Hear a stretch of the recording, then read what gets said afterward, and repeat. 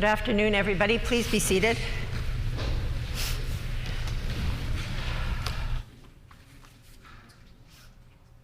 Introduction of bills. The Honourable Member for Tyndall Park.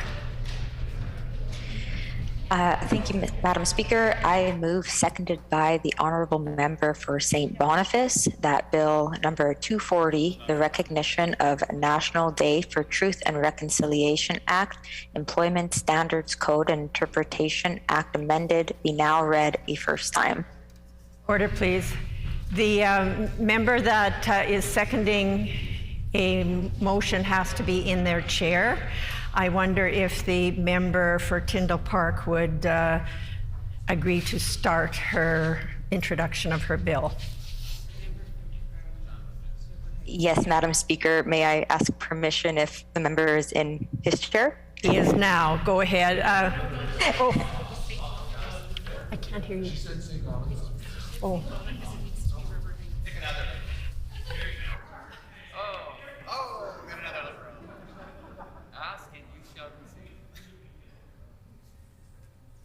Okay, let's start this again. Routine proceedings, introduction of bills. The Honourable Member for Tyndall Park. Thank you, Madam Speaker. I move, seconded by the Honourable Member for St. Boniface, that Bill number 240, the Recognition of National Day for Truth and Reconciliation Act, Employment Standards Code and Interpretation Act amended, be now read a first time.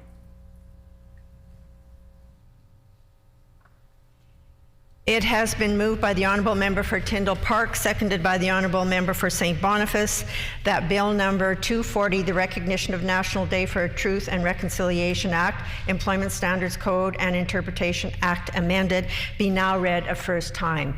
The Honourable Member for Tyndall Park. Thank you. On August 12th, I wrote to the Minister of Indigenous Reconciliation and Northern Relations and the Minister of Finance asking that the Government of Manitoba join the federal government in recognizing September 30th as the National Day for Truth and Reconciliation by declaring the day as a provincial statutory day.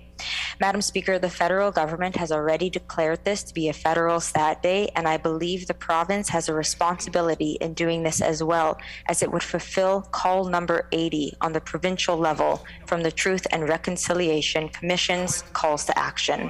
Thank you.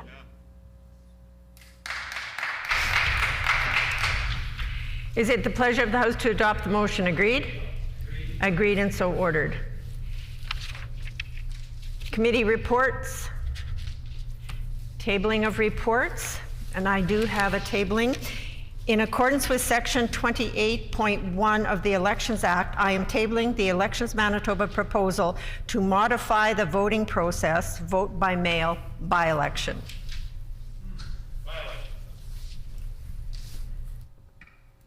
Ministerial statements. The Honourable First Minister. Thank you very much, Madam Speaker. I am pleased today to recognize and congratulate Manitoba's athletes who competed in the recent 2020 Tokyo Summer Olympics and Paralympic Games, of course, that were delayed because of the global pandemic. 6 Manitoba athletes attended the Summer Olympic Games held July 23rd to August 8th, and Manitoba sent 1 athlete to the Summer Paralympic Games held August 24th to September 5th. We are very proud of our athletes and would like to read their names into the record to officially acknowledge them as part of today's legislative proceedings. Our Olympians on Team Canada included swimmer Kelsey Wogue, taekwondo competitor Skylar Park, cyclist Leah Kirchman, triathlete Tyler Mislachuk, water polo athlete Shayla Rock, and of course, soccer star Desiree Scott. Our lone parliamentarian, badminton para-athlete Olivia Meyer, is unique on more than one front. Not only was she Manitoba's only Paralympic athlete on Team Canada in this Olympics, she was also the only badminton player from all of North America to qualify for the 2020 Tokyo Summer Paralympic Games. Madam Speaker, all of our athletes competed with pride, dignity, and fierce determination to do their best, and we could not be more pleased at how they represented Manitoba on the world's biggest stage in every way. One athlete, of course, reached the highest level of Olympic achievement, having won a gold medal in women's soccer. Of course, that is Desiree Scott, and her teammates enthralled all of Canada as we all watched that game in the exciting shootout, and we're glad that it went our way. Madam Speaker, our athletes face innumerable challenges on the road to Tokyo. The global COVID-19 pandemic disrupted their training plans that led to cancellations of virtually all the lead-up events that are part of the Olympic year. Eventually, even the games themselves had to be postponed a year, of course, and while under threat of being canceled altogether, they still persevered and prepared for the Olympics. Throughout these troubling times, our athletes remained focused. They did their best to prepare and remained committed to their dreams and their goals. These games and these athletes were unique in virtually every way, and we want to commend their efforts and all the organizers of the Canadian Olympic Committee and, of course, the host country, Japan, who overcame so much to make these games a truly memorable experience. I ask all members to join me in recognizing and congratulating our tremendous Olympic and Paralympic athletes who competed in the Tokyo Summer Olympic and Paralympic Games. Thank you, Madam Speaker.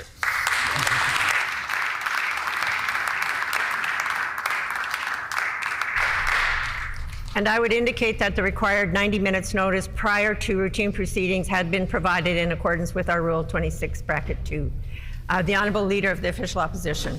Thank you, Madam Speaker. I'd like to take this opportunity to congratulate all of our Olympians and Paralympians from Manitoba. We are so proud of you.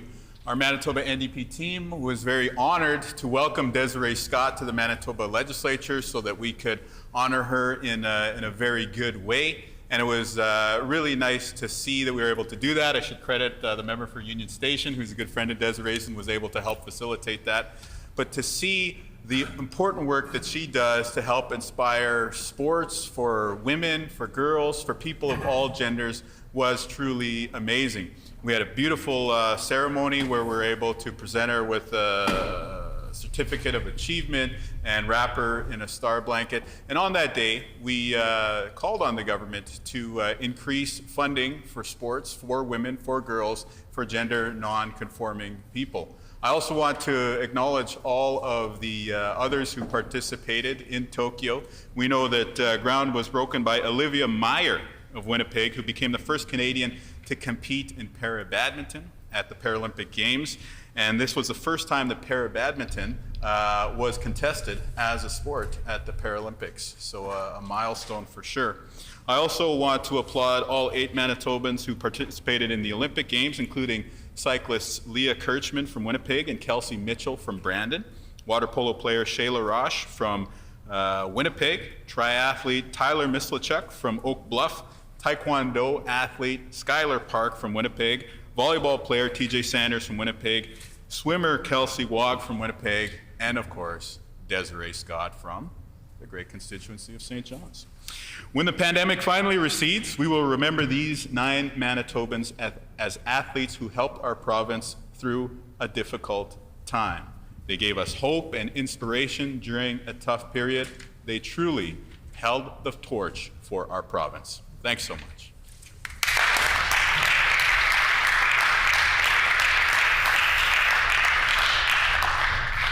The Honourable Member for Tyndall Park. Madam Speaker, I ask for leave to speak in response to the minister's statement. Is there leave for the member to respond to the statement? Leave has been granted. The Honourable Member for Tyndall Park. Thank you, Madam Speaker. It is my pleasure to speak virtually here today to pay tribute to the individuals who participated in the Tokyo 2020 Olympics and Paralympics, especially to the Manitobans who had the honor to represent their communities and country in Japan. After a delay due to COVID-19, 9 athletes with connections to Manitoba represented us in Tokyo this summer, and I want to use this as an opportunity to highlight a few of their stories.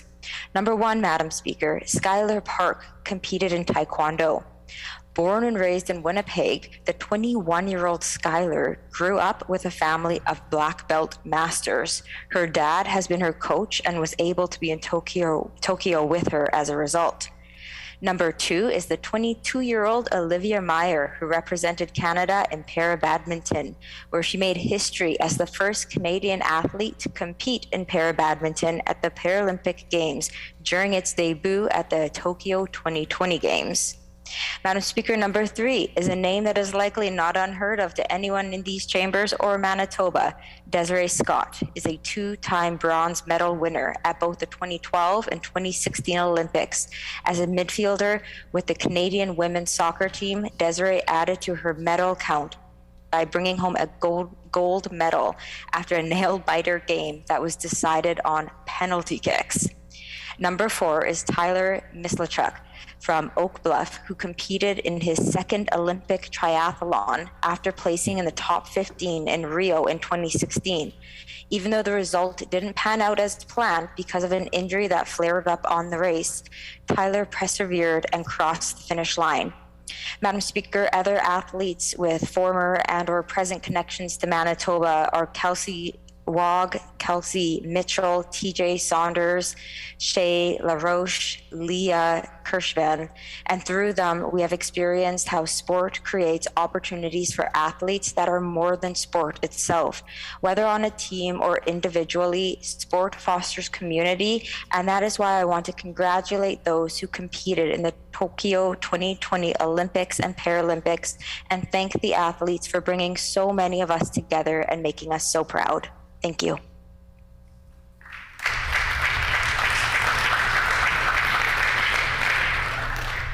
The Honourable Minister of Health and Seniors Care on a ministerial statement, and I would indicate that the required 90 minutes notice prior to routine proceedings had been provided in accordance with our Rule 26(2). Would the Honourable Minister please proceed with her statement? Thank you, Madam Speaker. I would like to acknowledge that Sunday, October 10th, 2021 is World Mental Health Day. The World Health Organization proclaims this important day to raise awareness of mental health issues worldwide and to encourage efforts that promote positive mental health. Our government recognizes that mental health is just as important as physical health, especially as Manitobans continue to feel the impact of COVID-19 pandemic on their mental well-being. For that reason, the Ministry of Mental Health, Wellness and Recovery was created to help build a strong and coordinated system for mental health care, supports, and treatments across Manitoba. This year, Madam Speaker, the theme for World Mental Health Day is Mental Health Care for All. And this emphasizes the importance of ensuring that mental health, wellness, and recovery supports are available to everyone who needs them. We are committed as a government to improving the equity and accessibility of Manitoba's mental health care system so that no one is left without the care and supports they need. The Ministry of Mental Health, Wellness and Recovery is currently undertaking an extensive consultation process to inform the development of a 5-year action plan for a strong and coordinated mental health supports, treatment and recovery system. This consultation will help us identify and eliminate the barriers that are currently preventing Manitobans from accessing the quality mental health care they need. One of the 5 cornerstones of the Mental Health, Wellness and Recovery Action Plan is service, access, and coordination. This reflects our government's priority of improving the accessibility and equity of mental health support services across Manitoba, and our commitment to World Mental Health Day's mission of mental health care for all. I encourage all Manitobans to spread the word by using the hashtag World Mental Health Day and to reflect on the importance of positive mental health and wellness. Mental health care for all, let's make it a reality. Thank you, Madam Speaker.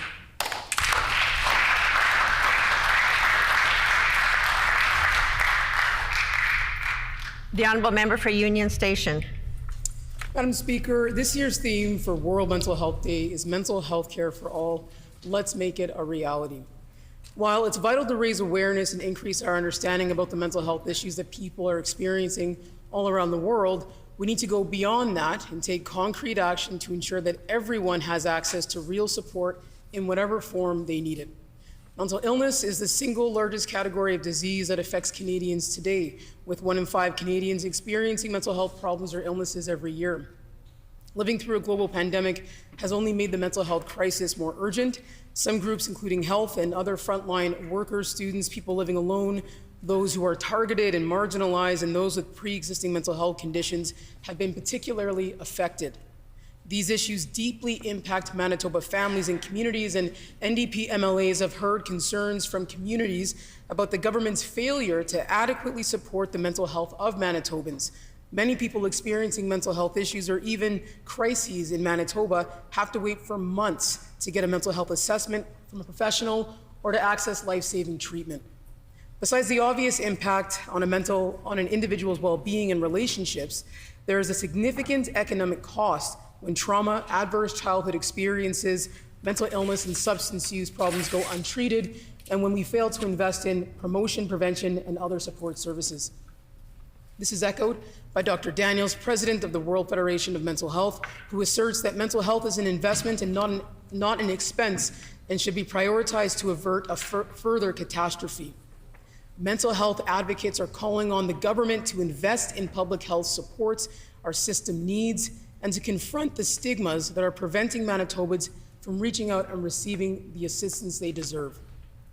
On this year's World Mental Health Day, let's take real action so that we can all enjoy strong mental health and wellness across Manitoba.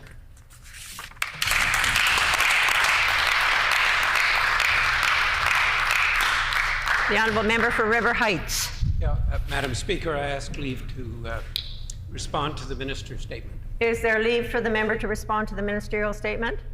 Leave has been granted. The honourable member for River Heights. Madam Speaker, as has already been commented, mental health is as important as physical health. And World Health Day is a reminder of this. For years, mental health has been underfunded in Manitoba relative to physical health. This needs to change. For today, although there are many, many things that need to be done, I will suggest two practical steps that the minister could take. First of all, the minister should publicly deliver the plan to address the backlog of diagnostic tests, surgeries, and indeed mental health supports. This can help in reducing the uncertainty which is present now.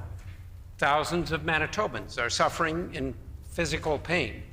The physical pain and uncertainty as to when they might receive diagnostic tests or surgeries is contributing to anxiety and depression. This can be changed. Second, we need to recognize that lead exposure of children and adults is a significant cause of poor mental health. There are now numerous studies which show that those who are exposed to lead, particularly but not exclusively in childhood, have higher rates of mental illness, including but not limited to anxiety and depression.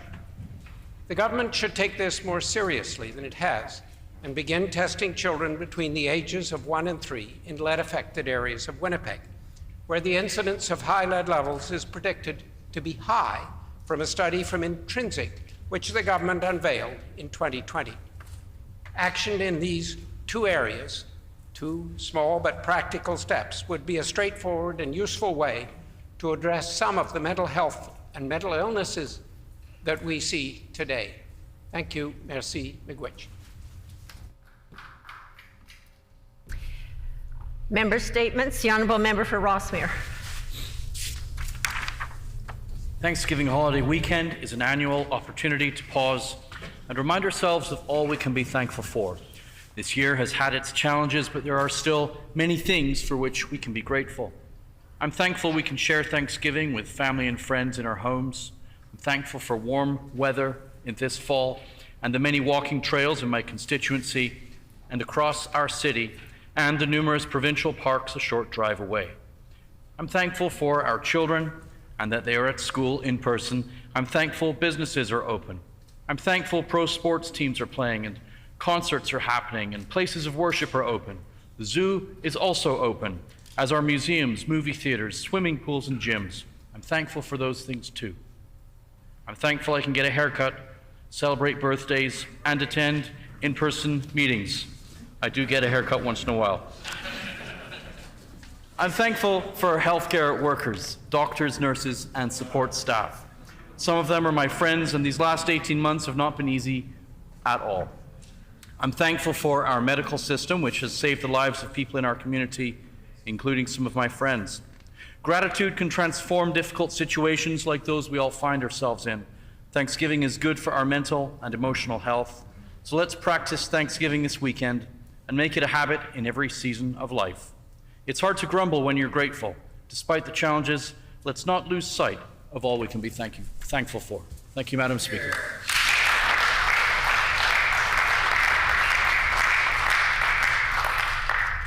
The honourable member for Union Station.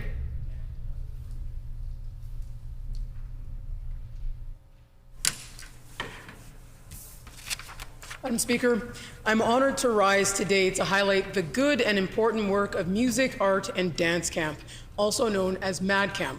MAD Camp is a free, week-long mental health and wellness youth day camp organized by the Mood Disorders Association of Manitoba. Through music, art, and dance, MAD Camps aims to educate youth from ages 12 to 17 about mental wellness while also providing a safer space for youth to connect with peers and build friendships.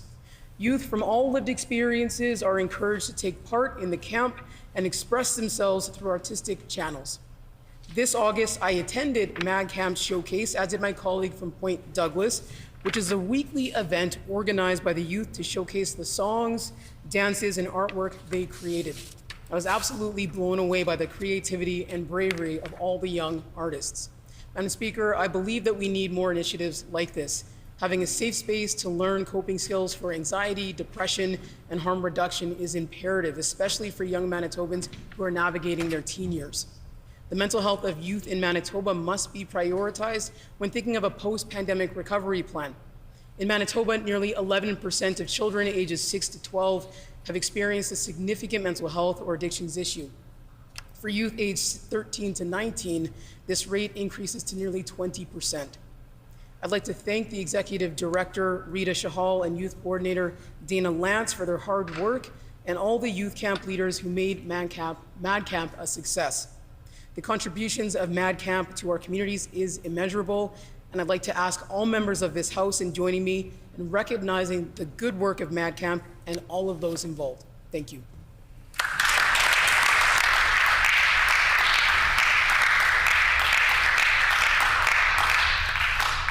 The honourable member for Portage La Prairie.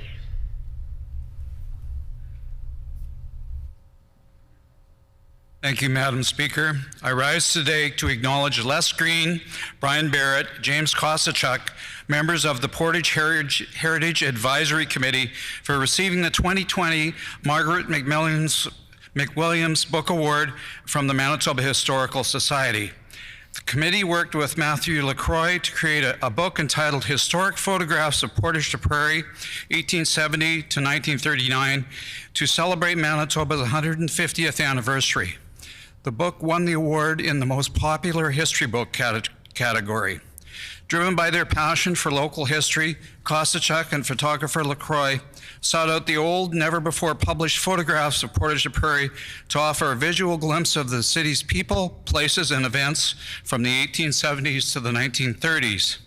The book outlines the historical resiliency of the city. It was a time of boom and bust, with fortunes made and promptly lost. A serial arsonist destroyed much of the city's core in the 1880s, one building at a time.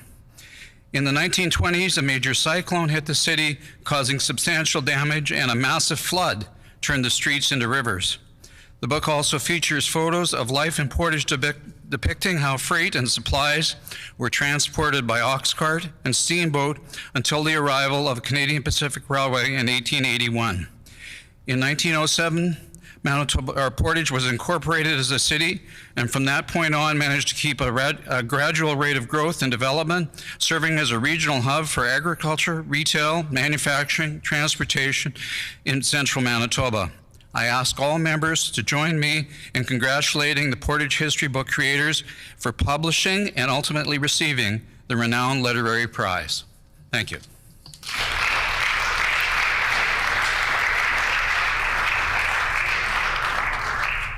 The honourable member for St. James. I'm very pleased to have an opportunity to recognize the incredible work of the Burkeville Community Centre and their efforts in increasing the safety and livability of the Burkeville neighbourhood through their Burkeville 30 campaign in St. James.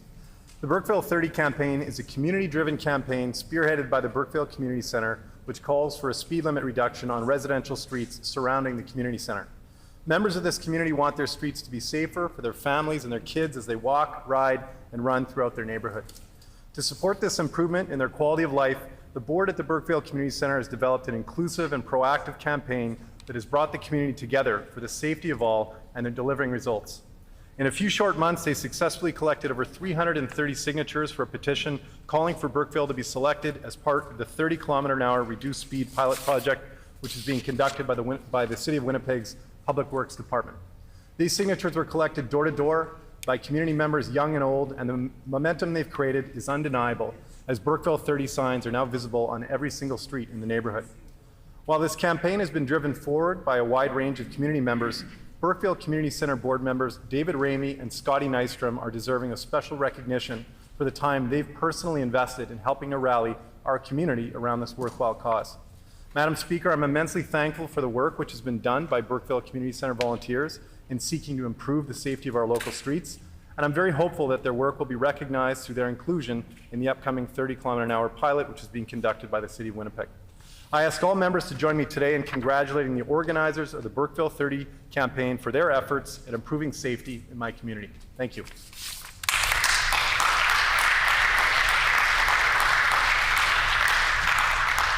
The Honourable Member for River Heights.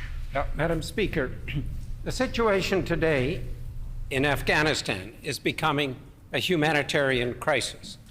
Members of the Afghan community in Winnipeg tell me stories of many families who are having to stay in their home for fear of the Taliban. If they go out, they fear they will be taken by the Taliban or killed by the Taliban. Some are now running out of food and are starving, for they have no way to get food and no money to purchase it. Others who are in hiding are having to change locations frequently for fear of being found by the Taliban. One of the most heartrending stories I heard was of a father giving his son a gun and telling his son that if the Taliban arrive, his son is to kill him, his father, because he doesn't want to be tortured by the Taliban. There needs to be an effective federal and provincial response to the situation. It is urgent. From a provincial perspective, we need, as was done with the refugees from Syria, to have an agreement with the federal government to accept 2,000 people from Afghanistan in Manitoba.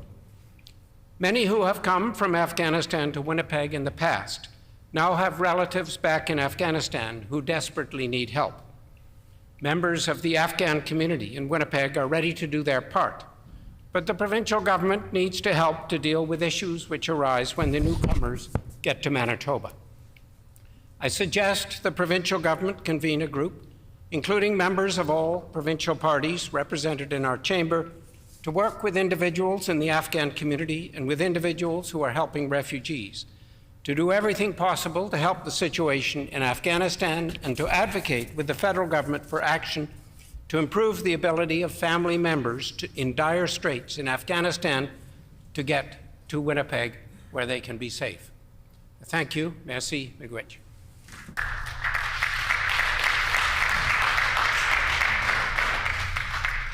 Oral questions. The Honourable Leader of the Official Opposition.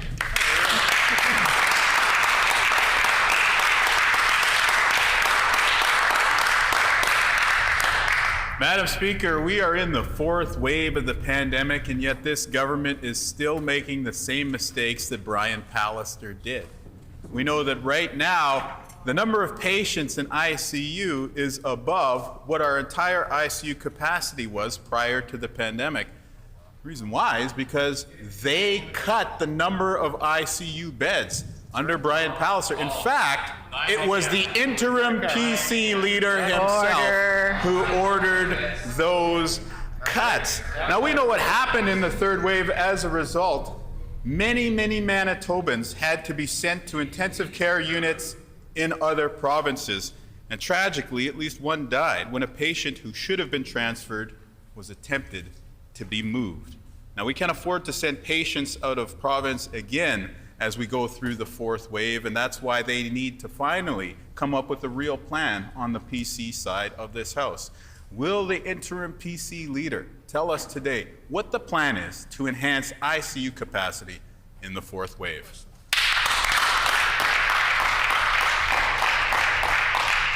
The Honourable First Minister. Thank you, Madam Speaker, and I thank the member for the question. First, I'd like to acknowledge that yesterday, Kai Madsen passed away, long-term and long-time director of the Christmas Cheer Board for more than 52 years. Kai was involved with the Christmas Cheer Board, 25 of that as the executive director, and really was the embodiment of what the spirit of Christmas is. More than 17,000 hampers delivered every year, Madam Speaker. When it comes to ICU capacity, of course, we more than doubled ICU capacity during the third wave, Madam Speaker, to about 152 beds. We continue to prepare for the fourth wave. We've had additional time because the measures have been taken. As of this morning, there was 15 people in ICU with COVID-19.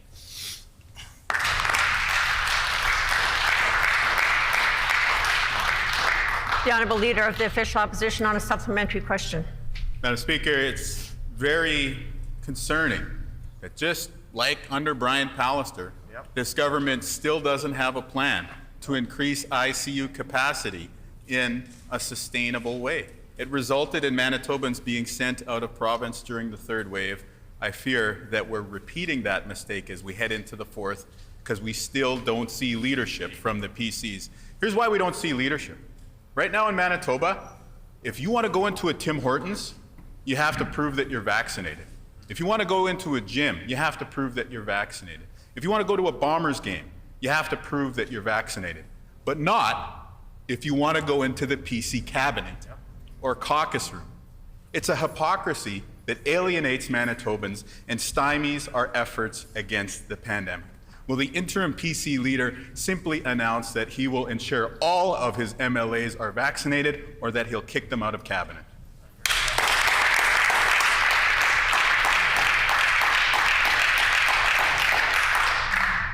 The Honourable First Minister. Madam Speaker, one of the things that was made clear by the Peachy report, which was commissioned by the NDP when they were in government, is that there was a lack of ICU capacity, staffed ICU capacity under the NDP government, Madam Speaker. So not only, of course, did we prepare and enhance that during the third wave, more than doubling what the NDP ever had for ICU capacity. We've been training nurses to be able to work in the ICU, Madam Speaker. We've been ensuring that we're preparing for that now. Of course, we've been able to blunt the fourth wave, delay the fourth wave. As a result of that, while other Western provinces were beginning their fourth wave in July, we were able to do an additional 500,000, 500,000 doses of the COVID-19 vaccine because we were able to delay that. That is real action for Manitobans, Madam Speaker.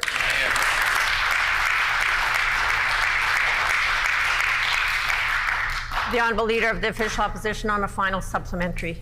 Do you remember right before the third wave when Brian Pallister kept saying how much better we were doing than the other provinces? I do, and I fear that the interim PC leader just jinxed us. But again, let's go through the facts, Madam Speaker. If you want to go to a Tim Hortons, like many Manitobans do, you have to show that you're vaccinated. If you want to go to a Bombers game, you have to show that you're vaccinated. If you want to go to a Jets game, you have to show that you're vaccinated. If you want to go to Smitty's for wings, you have to show that you're vaccinated. But if you want to be in cabinet or the PC caucus room, no such requirement. Why is that? Why is it that the PC party refuses to confront the anti-vax element in their base? Absolute silence is absolutely telling. They refuse to step up, Madam Speaker, and ensure that all of their MLAs The member's time has expired.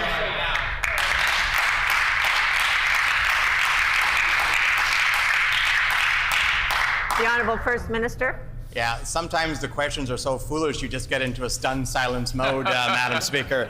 Madam Speaker, this is a province that has done better than almost any other province when it comes to the vaccination rate. That is because we ensured that we had the infrastructure when it came to vaccinations, ensured that we were promoting the vaccination, Madam Speaker, that we were working with Indigenous communities around the province, Madam Speaker, to get the vaccine to the various places in Manitoba. That is why we were able to administer another 500,000 doses of the COVID-19 between July, when the fourth wave began, in many other Western provinces and now to prepare us for the fourth wave, Madam Speaker. That is why Manitoba is recognized as a leader when it comes to proof of vaccination. Madam Speaker, he doesn't want to recognize all of that because he knows that is something that Manitobans support, they approve of. He can yell all day long, but it's not going to change the fact that we're doing the right things for Manitobans, Madam Speaker.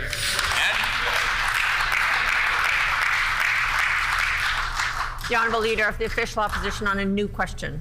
No one should be able to buy the Premier's chair. It is against the law to buy a membership in a political party for someone else. But that's exactly what is happening in the PC leadership race right now. Numerous reports have revealed that the former chief financial officer of the PC party was supported by an illegal scheme to sell memberships. Now, credible reports state that we could be talking about thousands of memberships here. We need a clear statement from the interim leader of the PC party that this scheme is illegal and that every dollar raised and every membership obtained in this scheme will be rejected. Will the interim PC leader commit today that his party will reject these funds and these memberships?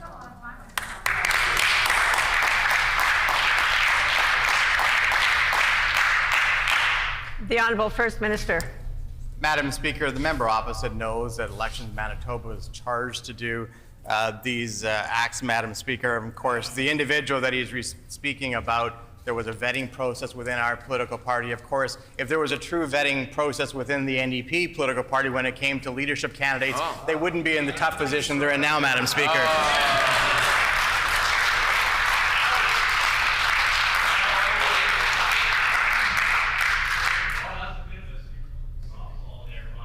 Order. The Honourable Leader of the Official Opposition on a supplementary question. Madam Speaker, this party wants to court anti-vax support. They want to obtain the money from anti-vaxxers, but they refuse to take the risk of publicly embracing anti-vax sentiments in their policy positions. That's at the heart of this issue. They may distance themselves from their former chief financial officer, but they are all continuing to accept the money that was raised through those illegal memberships. We could be talking about tens of thousands of dollars that the PC Party of Manitoba continues to sit on right now. We know that this was obtained through illegitimate means, and yet this leader, this party, continues to sit on those funds even though they know that they are wrong. Will he simply order that every illegal dollar will be returned and that every illegal membership will be rejected today?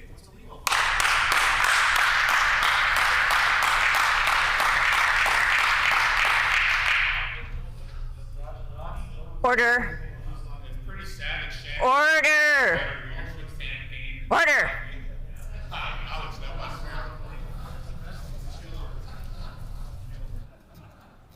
Order.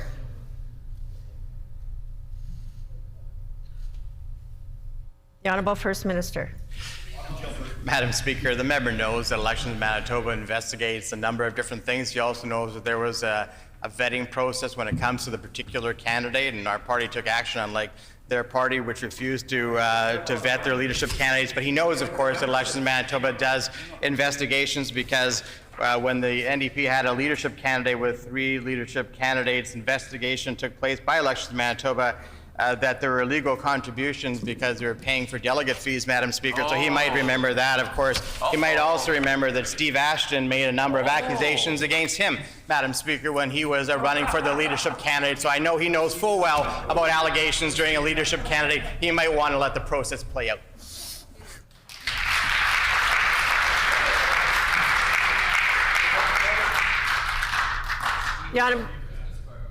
The Honourable Leader of the Official Opposition on a final supplementary. Well, Madam Speaker, we know that Brian Pallister was terrible at respecting election laws, and it seems that the interim PC leader is continuing that shameful tradition.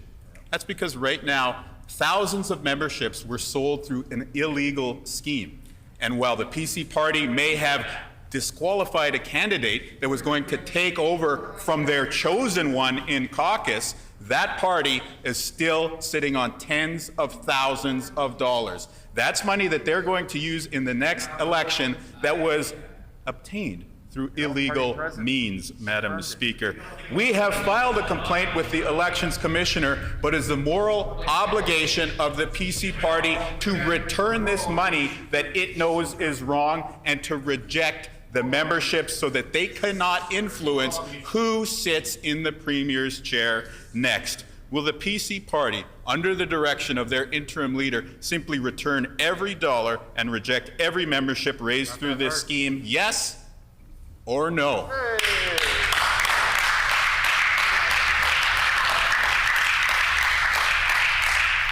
The Honourable First Minister.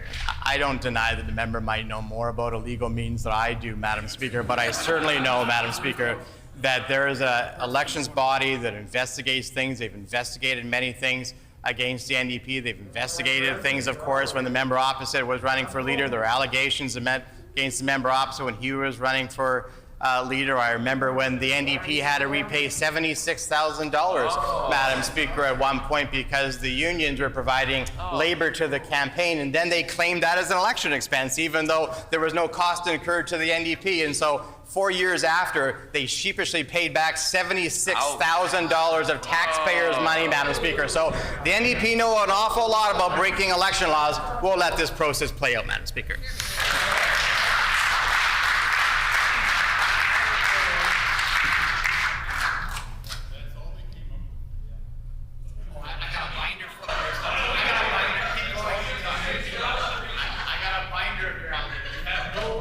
Order. Order.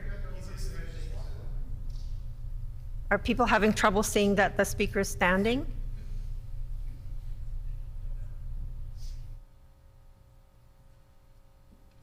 The Honourable Member for St. John's. Thank you, Madam Speaker. We know that Brian Pallister didn't care about Manitoba's election laws, and now the rest of the PCs are showing that they're no different.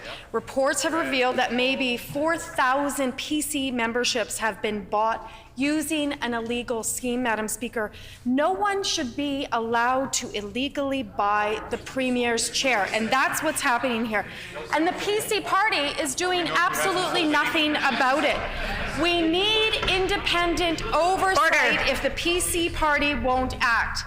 So will the Attorney General get up today and commit to an independent oversight process for the PC party leadership election?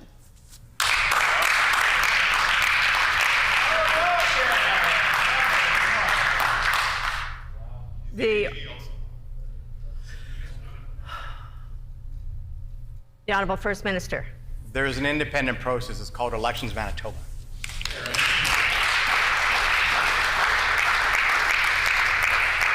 The Honourable Member for St. John's on a supplementary question. Which, Madam Speaker, the PC party leadership election is on October 30th. Manitobans need to know that this process is not tainted by the illegal purchases of memberships. That's right. Those very people who are going to vote for the new Premier. They need to know that you cannot illegally buy this chair to sit in this chamber. They refuse to do anything to be open or transparent about the process. We need an independent oversight. Will the Attorney General get up today and set up an independent oversight process for the PC party right now?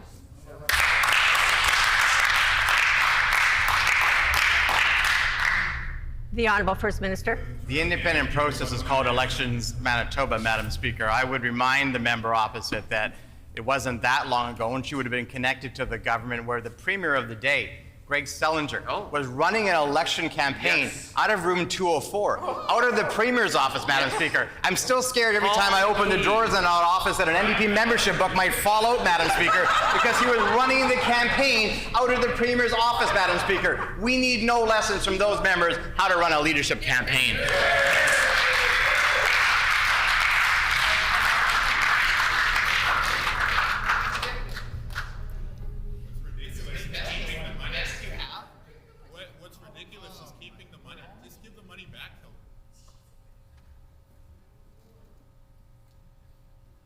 The Honourable Member for St. John's on a final supplementary. Miigwech, Madam Speaker. there are potentially 4,000 illegally purchased PC party memberships. That's tens of thousands of dollars illegally donated funds. The PC party has shown that they will not act in this regard. The reports have been public for weeks, and they have done nothing to comply with the law, Madam Speaker. The issue goes to the heart of our democracy. It is about who can legitimately occupy the Premier's chair, Madam Speaker. Will the Attorney General get up? He's got a duty to make sure the laws of this province are followed. Will he do so today?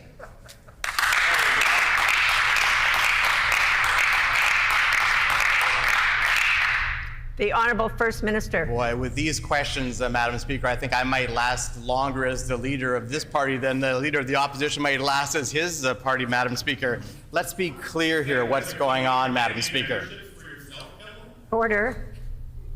I know this is sensitive to him, Madam Speaker. It should be sensitive to him because he had a party, a premier, who ran a campaign right out of the office of the Premier, Madam Speaker, right out of this building, ran an election campaign. He has a party that took $76,000 and didn't return it for 4 or 5 years, Madam Speaker, after illegally claiming back expenses that didn't occur. When the election laws were first written to not allow for corporate donations, they bundled union donations, Madam Speaker, in the early 2000s and had to pay all that back again, Madam Speaker. Almost every election they've done something to try to bilk the taxpayers out of money that they didn't deserve. We will take no lessons on how to run anything when it comes to the NDP, Madam Speaker.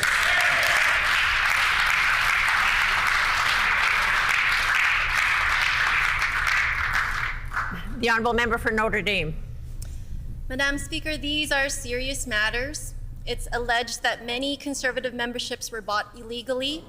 No one should buy their way to the Premier's chair. Order. Order.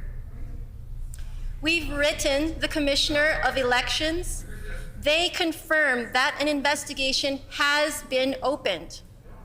In the meantime, the fate of thousands of potentially fraudulent memberships remain unclear. This could determine who will be Manitoba's next Premier. The Minister needs to be clear today. Are all memberships sold in this fashion going to be disallowed? Yes or no?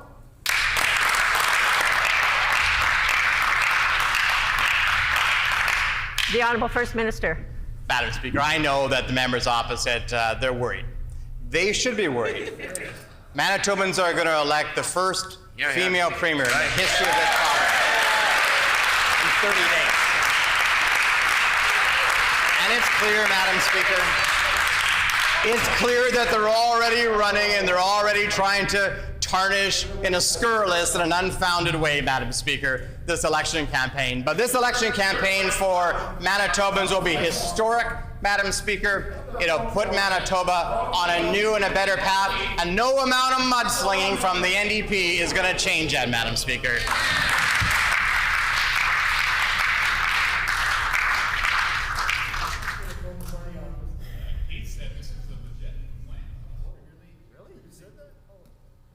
The Honourable Member for Notre Dame on a supplementary question. Madam Speaker, this situation is rotten, and it's just the latest round of concerns that Manitobans have regarding this Conservative government's conduct around elections. One of their first acts was to make it harder to vote by implementing restrictive voter ID laws. They increased the donation limit and tax credits to favor wealthy donors. All of it undermines free and fair elections. The current situation is serious and deserves a serious answer. Will thousands of potentially fraudulent memberships be rejected? And when will Conservatives make that clear?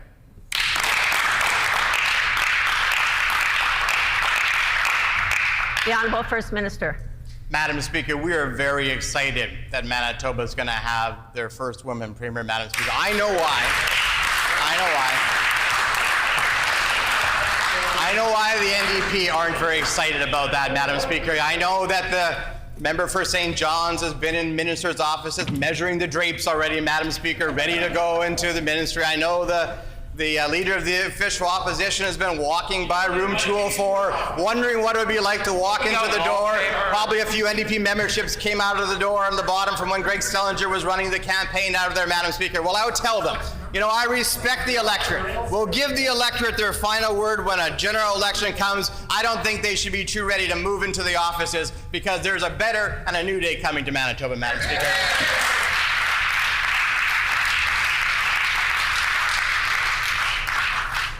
The honourable member for Notre Dame on a final supplementary. Madam Speaker, the party that brought Manitobans the vote-splitting scandal now has thousands of memberships that are under a cloud of suspicion. No one should be able to buy their way to the Premier's chair. Conservatives need to address this today and come clean about how many fraudulent memberships they have sold and return all money raised through this alleged illegal scheme. Will they do so, and will they do so today?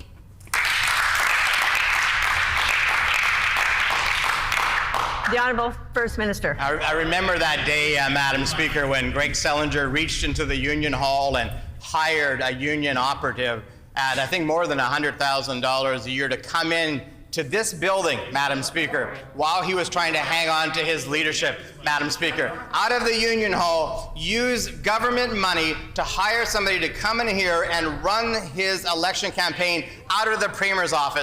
That stain and that tarnish, I'm still wiping the walls to try to get the tarnish off of the Premier's office from what they did to deface that office, trying to use it as a political office to run a campaign. We're not going to do that. We look forward to the first woman Premier coming into this chamber. They don't want it because they know it's not good for their fortunes. That's okay. It's good for Manitobans' fortunes, Madam Speaker.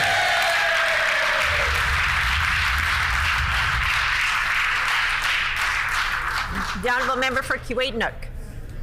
Thank you, Madam Speaker. The current Indigenous and Reconciliation Minister is Brian Pallister's hand-picked appointment to replace the member from Agassiz, who stepped down because she could not condone Brian Pallister's comments towards Indigenous people. Yet this current minister himself would not condemn Brian Pallister for his comments and his actions. So I asked the minister, how is he going to advance reconciliation towards Indigenous people when he is a member of the so-called Team Manitoba that still has all the same players that they did everything to hinder reconciliation? And now that Brian Pallister is not in the room, will the members opposite finally rise and condemn his divisive and harmful comments?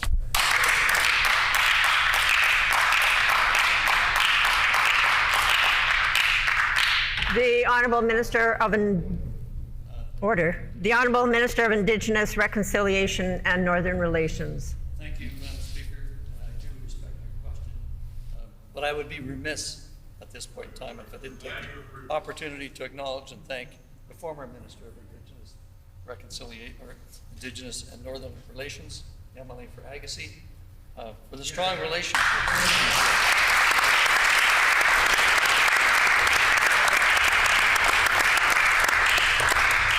and her work towards reconciliation. The member from Agassiz was first elected in 2016 and became the Minister of Indigenous and Municipal Relations that same year, before the ministry was later renamed Indigenous and Northern Relations. Madam Speaker, one of the many strengths of the member from Agassiz is her commitment to her community and to this province. And thank you again for all your work, for everything you've been doing in the last years, and we encourage you to continue on your journey to better Manitoba for all Manitobans. The member's time has expired.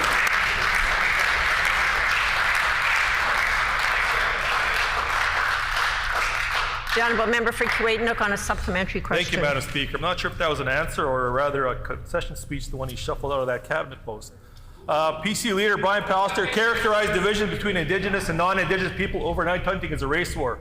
PC leader Brian Pallister said that prioritizing Indigenous people for COVID vaccinations, quote, puts Manitobans at the back of the line. PC leader Brian Pallister said that the colonization of Canada was done with good intentions. All the while their leader was spewing this rhetoric, not one of the members opposite stood up and disagreed, but rather they applauded his speeches and his agenda. Is the minister able to stand in his place and take responsibility for his inactions, for his leader's comments, and tell us why he stayed silent?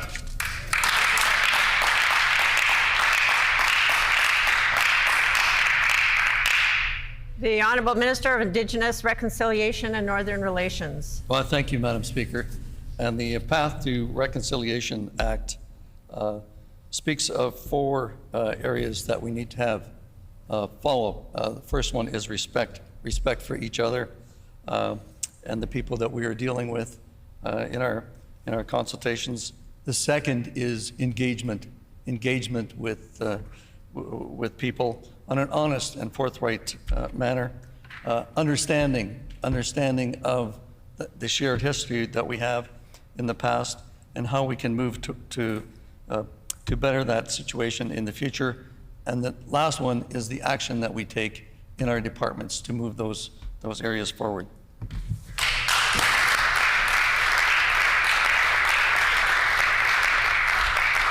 The honourable member for Kuwait-Nook on a final supplementary. Thank you, Madam Speaker. It's interesting that he goes through the checklist. So this is the Minister's idea of advancing reconciliation is to go through the PC Indigenous Relations checklist. So let's see. Make a phone call. Check. Stop at the airport. Check. Show up at one event. Check. Blame Justin Trudeau. Check. Hope the issue goes away. Big check. So I asked the question, Madam Speaker, and the Minister has had months and months to prepare, knowing full well this was going to be the question asked of him. What are you doing to advance reconciliation for Indigenous people here in Manitoba right now?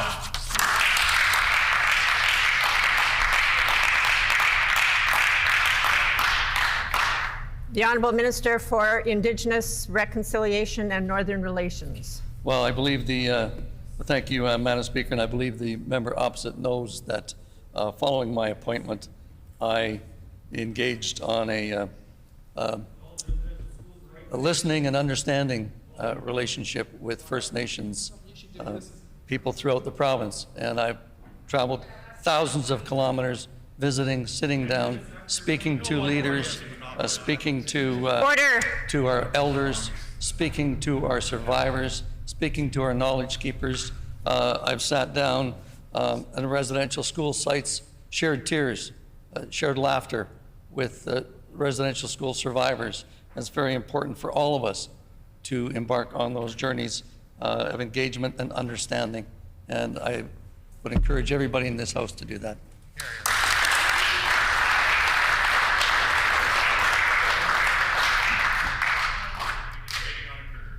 I just need some clarification. I have on my list the member for the Pas-Kamisak asking a question. But it's the member for Thompson. Okay. The honourable member for Thompson. Madam Speaker, the waitlist for childcare has grown by thousands under the Conservative government. It is now at 19,000 children waiting for care.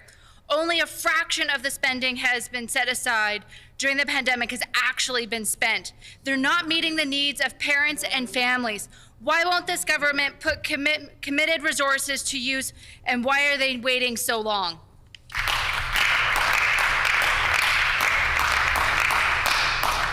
The Honourable Minister of Families. Well, thank you very much, Madam Speaker. And our government has committed $25 million more for childcare this year than the NDP ever committed. Our government is committed to building 5,000 new spaces a year compared to their record of about annual 500 new spaces a year. So our government understands that we need affordable, accessible childcare throughout the province. That is exactly what we're doing. Unlike what members opposite did when they were in government, they created a wait list because that's all they were doing. They weren't creating childcare spaces, they were creating wait lists. We're actually creating childcare spaces. Minister, a wait list.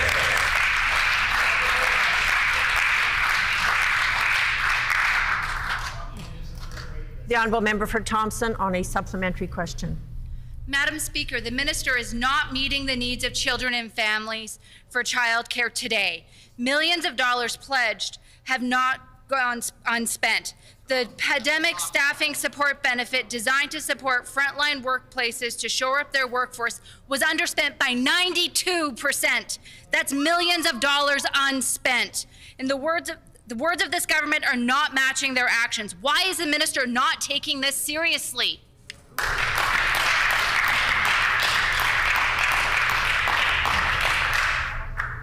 The Honourable Minister of Families. Thank you very much, Madam Speaker. And to date, our government has approved 346 applications that we have received under the Pandemic Staffing Support Benefit Program, a program that our government had created recognizing the needs of our various sectors in relation to pandemic expenses. And I'd also like to remind the member that we are not out of the woods yet. We are still currently in the pandemic, and we still have applications that are being brought in on a daily basis. The intake is still open, and we're wanting to work with all of our childcare centers and all of our sectors to ensure that they are stabilized throughout the pandemic. I'd also like to remind the member that last year we were able to give an additional $4 million to childcare centers throughout the province to help them out with some of their operating costs, and we thank them for keeping their doors open during this very challenging pandemic.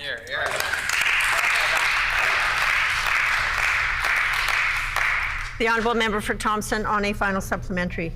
Well, Madam Speaker, it is clear that the minister does not understand the child care file, as the Conservative government has not delivered on their promises. A majority of child care centres in Manitoba are no longer able to support children with special needs. As parents simply call looking for spaces, the answer is no. They don't have the capacity. Order. The waitlist has grown to 19,000 under her watch. The minister's plan is to cross her fingers and wait for the federal government. That's not enough. Why won't the minister put resources already pledged to work for Manitoban families?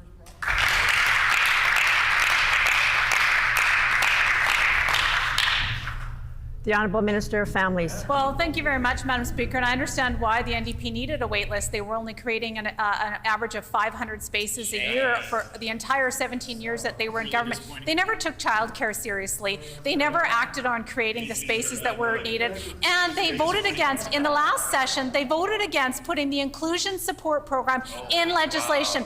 Madam Speaker, that is shameful. That was that member. She voted against inclusion support programs. I wonder if she's bothered to explain to her constituents in her riding that she voted against supports for children with special needs in childcare.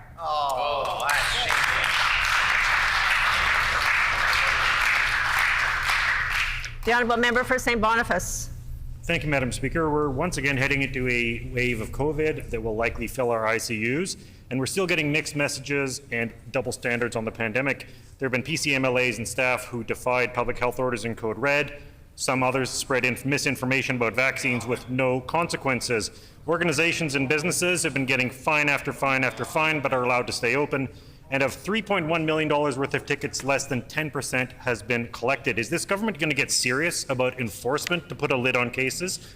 Why is this government letting scofflaws drive a fourth wave?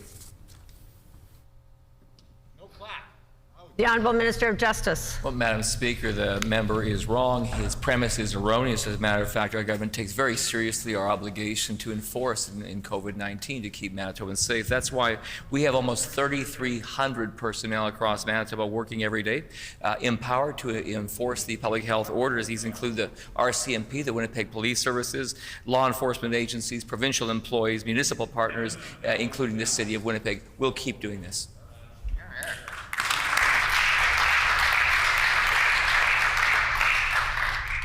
The Honourable Member for St. Boniface on a supplementary question. Thank you. Still on healthcare, Madam Speaker. We've heard from rural paramedics that, like so many others, they're burning out, understaffed, and that they're afraid that it could be putting the lives of the people they care for at risk. Now, the NDP and PCs alike closed rural hospitals and clinics and shuttered ambulance stations. And while they've been expecting paramedics to pick up the slack, that isn't happening because there isn't the capacity. It's been nearly 2 years since wait times for service have been posted publicly. Rural paramedics make $14 an hour less than paramedics in the City of Winnipeg. They've been without a contract for 4 years. In the Interlake, the number of open shifts is between 20 and 30%, and the burnout and PTSD is real. Is this government going to address the crisis in rural paramedics, make sure that burnout is covered, and that rural paramedics are getting the support and wages they deserve? The Honourable First Minister. Thank you very much, Madam Speaker. We appreciate very much the work of paramedics. This is a government that has long supported paramedicine and paramedics, and the work that they do. Of course, moving to self-regulation is something the former government refused to do for them, but that they were looking for many, many years, Madam Speaker. But we also know that this has been a challenging time for them during the pandemic. Of course, there are a number of different issues when it comes to wages and labor that I can't speak about. Members will know that all Manitobans were pleased that Shared Health and the Manitoba Nurses Union were able to come to a tentative agreement. We won't speak any further about that contract until it's gone through its internal process, but it is an indication that we value the work of our healthcare professionals.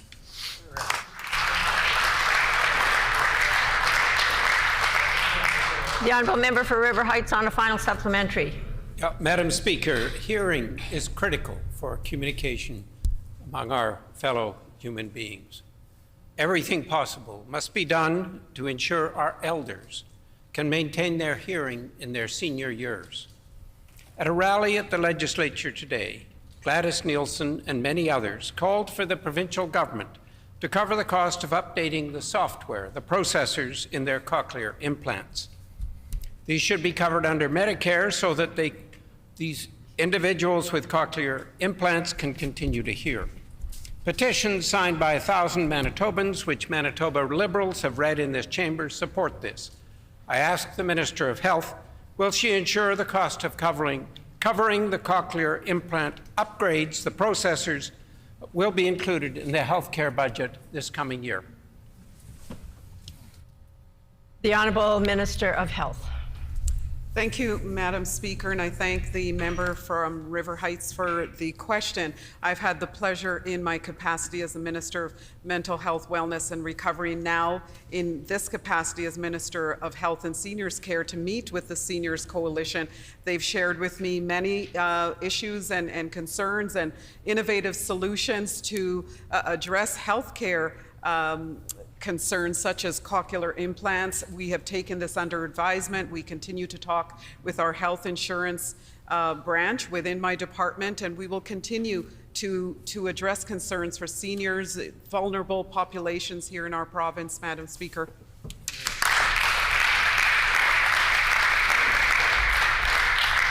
The Honourable Member for Dawson Trail. On September 30th, 2021, Manitoba observed its first National Day of Truth and Reconciliation. Our government recognized this important day so Manitobans had the opportunity to learn and reflect on the lost children and survivors of the tragedy of the residential schools. In what other ways is Manitoba leading the way forward on the path to reconciliation?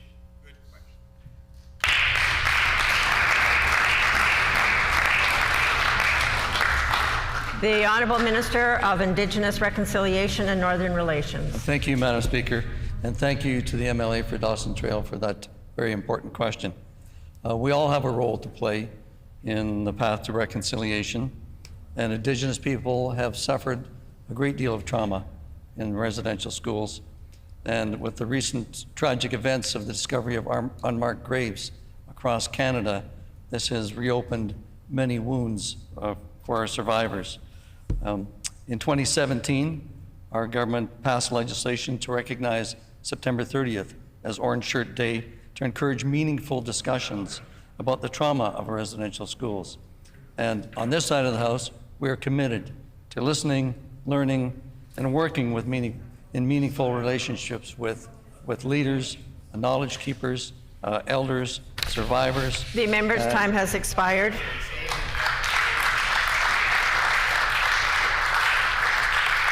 The Honourable Member for St. Vital. Thank you, Madam Speaker. Just yesterday in estimates, I asked the Minister of Advanced Education 3 times if he had knowledge about a mandate letter that this government sent to the University of Manitoba. Now today, CBC reports that the PC government has in fact imposed mandates in negotiations with the University of Manitoba. Now this government, it seems that they have a choice right now among their hands. Do they continue down this damaging path that Brian Pallister laid out for them?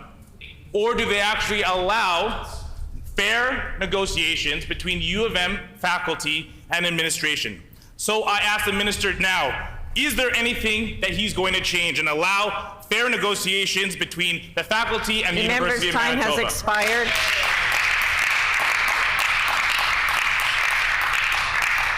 The Honourable Minister of Advanced Education. Thank you, Madam Speaker, and I thank the member for the question.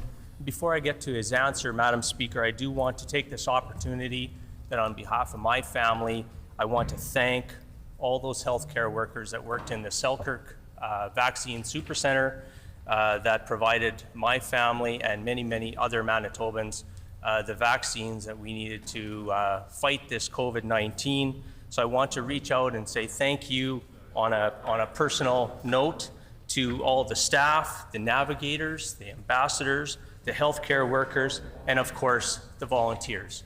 Thank you, Madam Speaker.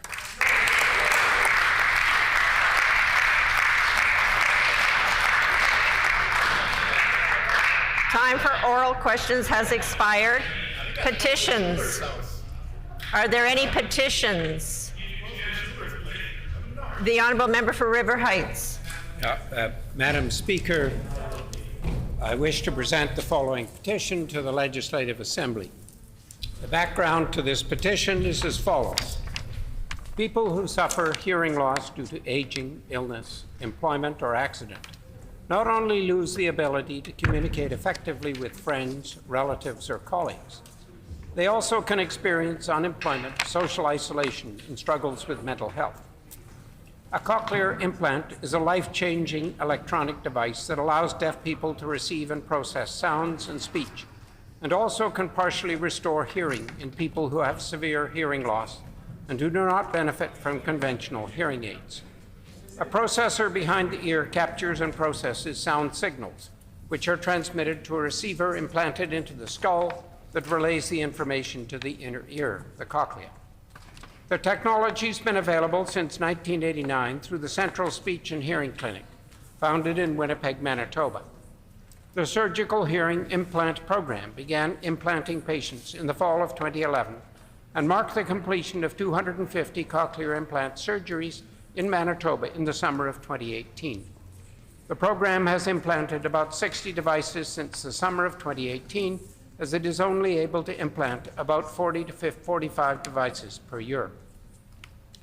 There are no upfront costs to Manitoba residents who proceed with cochlear implant surgery, as Manitoba Health covers the surgical procedure, internal implant, and the first external sound processor. Newfoundland and Manitoba have the highest estimated implantation cost of all provinces.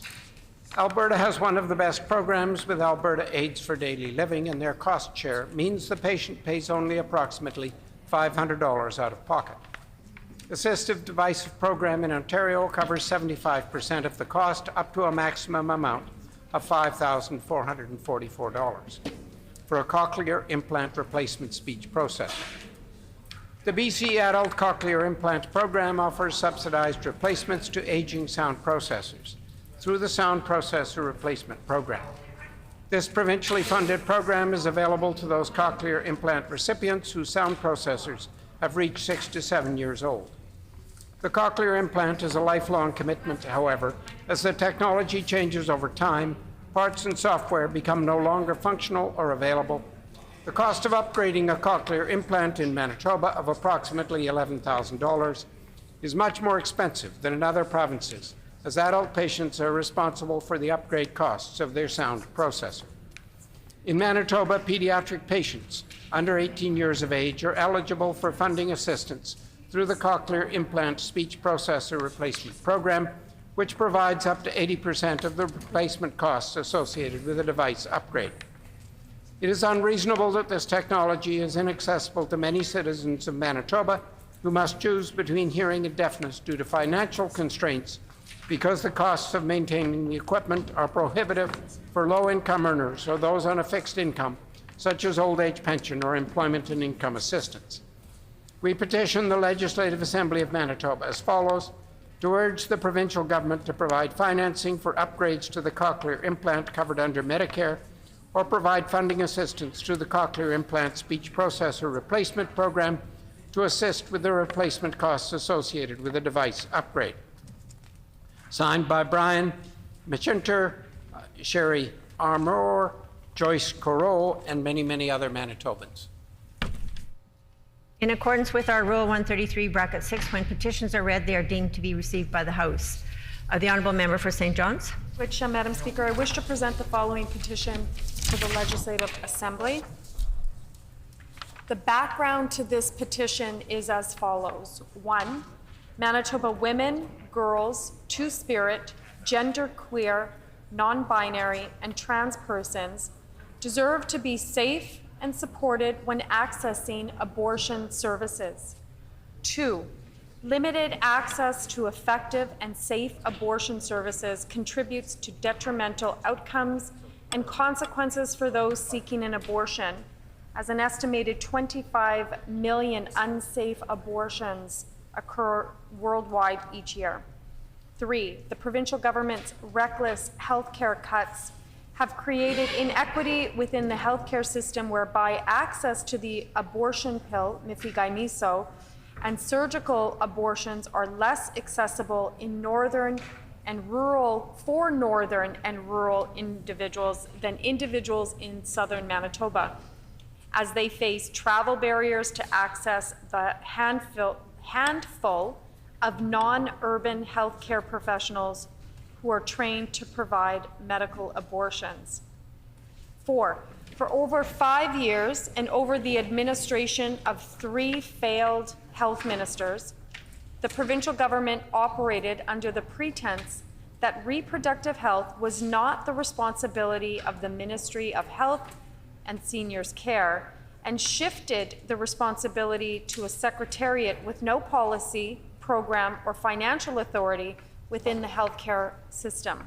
5, for over 4 years, the provincial government has refused to support Bill 200, the Safe Access to Abortion Services Act, which will ensure the safety of Manitoba women, girls, two-spirit, genderqueer, non-binary, and trans persons accessing abortion services, and the staff who provide such services by establishing buffer zones for anti-choice Manitobans around clinics. We petition the Legislative Assembly of Manitoba as follows: to urge the provincial government to immediately ensure effective and safe access to abortion services for individuals regardless of where they reside in Manitoba, and to ensure that buffer zones are immediately legislated. Signed by many Manitobans.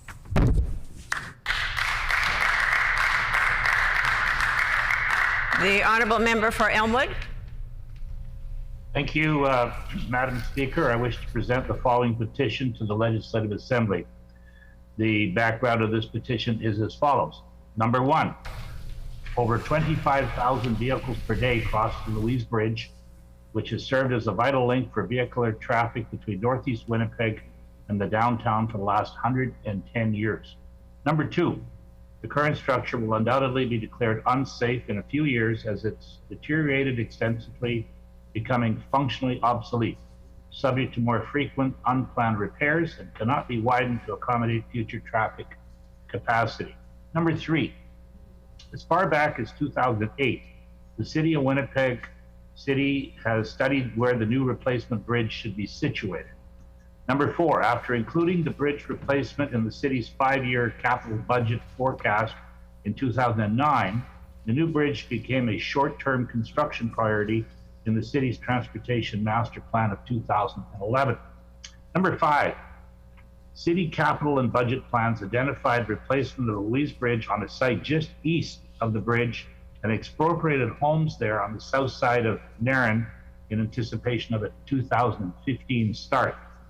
Number 6, in 2014, the new city administration did not make use of available federal infrastructure funds and instead decided to fund an off-the-list low-priority Waverley underpass. Number 7, the new Louise Bridge Committee began its campaign to demand a new bridge, and its surveys confirmed residents wanted a new bridge beside the current bridge, with the old bridge kept open for local traffic. Number 8, the NDP provincial government signaled its firm commitment to partner with the city on replacing the Louise Bridge in its 2015 throne speech. Unfortunately, provincial infrastructure initiatives such as the new Louise Bridge came to a halt with the election of the Progressive Conservative government in 2016.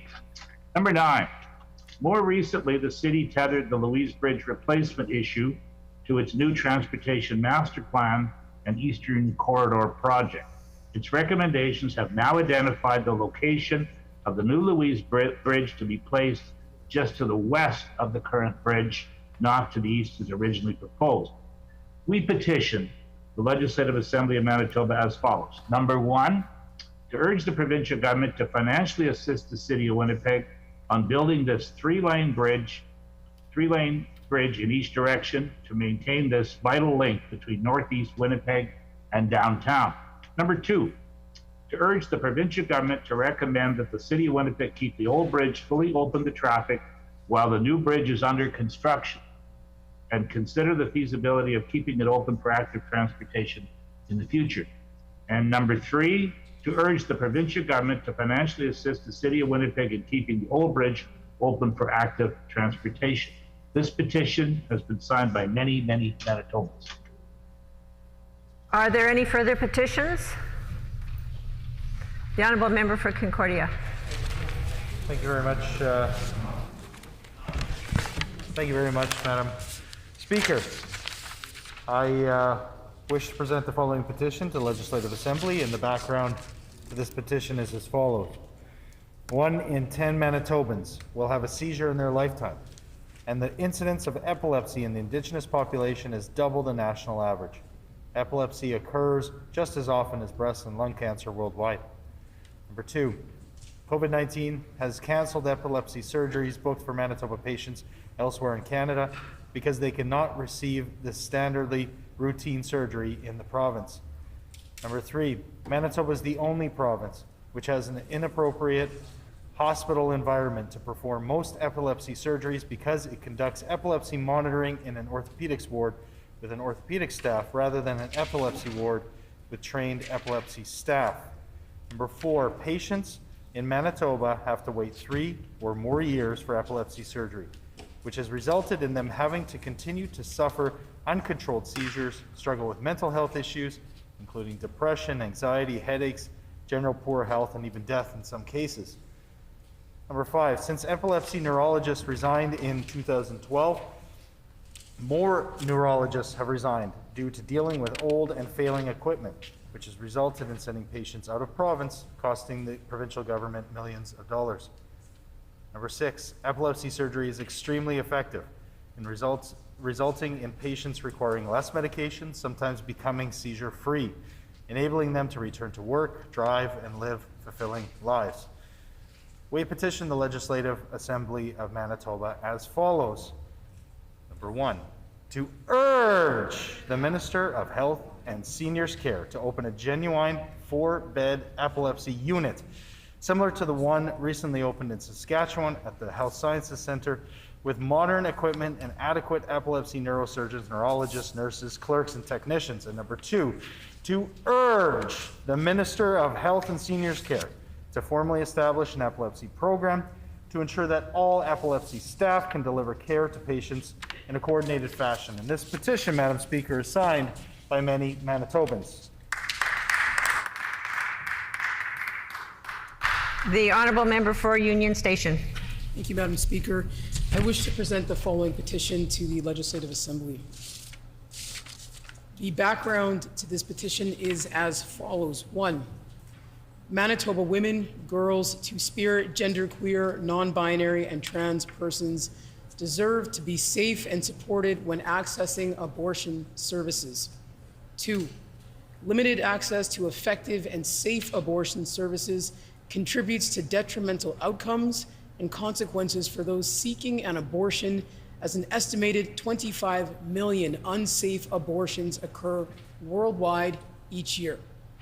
3, the provincial government's reckless healthcare cuts have created inequity within the healthcare system, whereby access to the abortion pill, mifigay-miso, and surgical abortions are less accessible for northern and rural individuals than individuals in southern Manitoba, as they face travel barriers to access the handful of non-urban healthcare professionals who are trained to provide medical abortions. 4, For over 5 years and over the administration of 3 failed health ministers, the provincial government operated under the pretense that reproductive health was not the responsibility of the Ministry of Health and Seniors Care and shifted the responsibility to the Secretariat with no policy, program, or financial authority within the healthcare system. 5, for over 4 years, the provincial government has refused to support Bill 200, the Safe Access to Abortion Services Act, which will ensure safety of Manitoba women, girls, two-spirit, genderqueer, non-binary, and trans persons accessing abortion services and the staff who provide such services by establishing buffer zones for anti-choice Manitobans around clinics.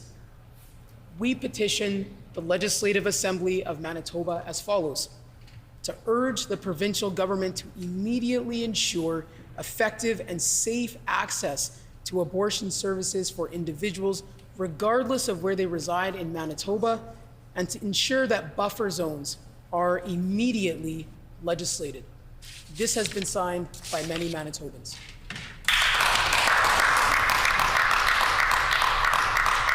The Honourable Member for Kiiwetinoong. Thank you, Madam Speaker. I wish to present the following petition to the Legislative Assembly. To the Legislative Assembly of Manitoba, these are the reasons for this petition. 1 in 10 Manitobans will have a seizure in their lifetime, and the incidence of epilepsy in the Indigenous populations is double the national average. Epilepsy occurs just as often as breast and lung cancer worldwide. 2, COVID-19 has canceled epilepsy surgeries booked for Manitoba patients elsewhere in Canada because they cannot receive the standardly routine surgery in the province. 3, Manitoba is the only province which has an inappropriate hospital environment to perform most epilepsy surgeries because it conducts epilepsy monitoring on an orthopedics ward with orthopedic staff instead of an epilepsy ward with trained epilepsy staff. 4, patients in Manitoba have to wait 3 or more years for epilepsy surgery, which has resulted in them having to continue to suffer uncontrolled seizures, struggle with mental health issues, including depression, anxiety, headaches, general poor health, and even death in some cases. 5, since an epilepsy neurologist resigned in 2012, more neurologists have resigned due to dealing with old and failing equipment, which has resulted in sending patients out of province, costing the provincial government millions of dollars. 6, epilepsy surgery is extremely effective, resulting in patients requiring less medication, sometimes becoming seizure-free, and enabling them to return to work, drive, and live fulfilling lives. We petition the Legislative Assembly of Manitoba as follows. 1, to urge the Minister of Health and Seniors Care to open a genuine 4-bed epilepsy unit similar to the one recently opened in Saskatchewan at the Health Science Centre with modern equipment and adequate epilepsy neurosurgeons, neurologists, nurses, clerks, and technicians. 2, to urge the Minister of Health and Seniors Care to formally establish an epilepsy program to ensure that all epilepsy staff can deliver care to patients in a coordinated fashion. This has been signed by many Manitobans.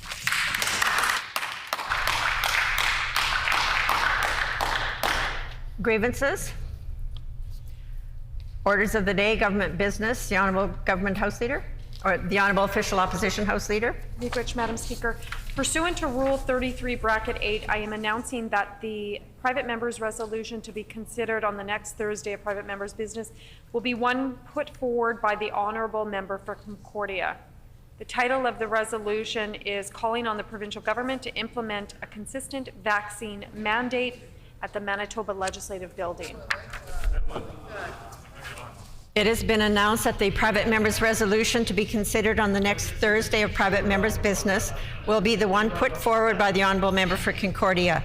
The title of the resolution is calling on the provincial government to implement a consistent vaccine mandate at the Manitoba Legislative Building.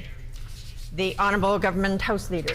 A few announcements and a couple of leave requests, Madam Speaker. I'd like to announce that the long-awaited Standing Committee on Rules of the House will meet on Tuesday, October 12th, 2021 at 6:30 p.m. to consider the following: amendments to the rules, orders, and forms of proceedings of the Legislative Assembly of Manitoba, It has been announced that the Standing Committee on Rules of the House will meet on Tuesday, October 12th, 2021 at 6:30 p.m. to consider the following: amendments to the rules, orders, and forms of proceedings of the Legislative Assembly of Manitoba.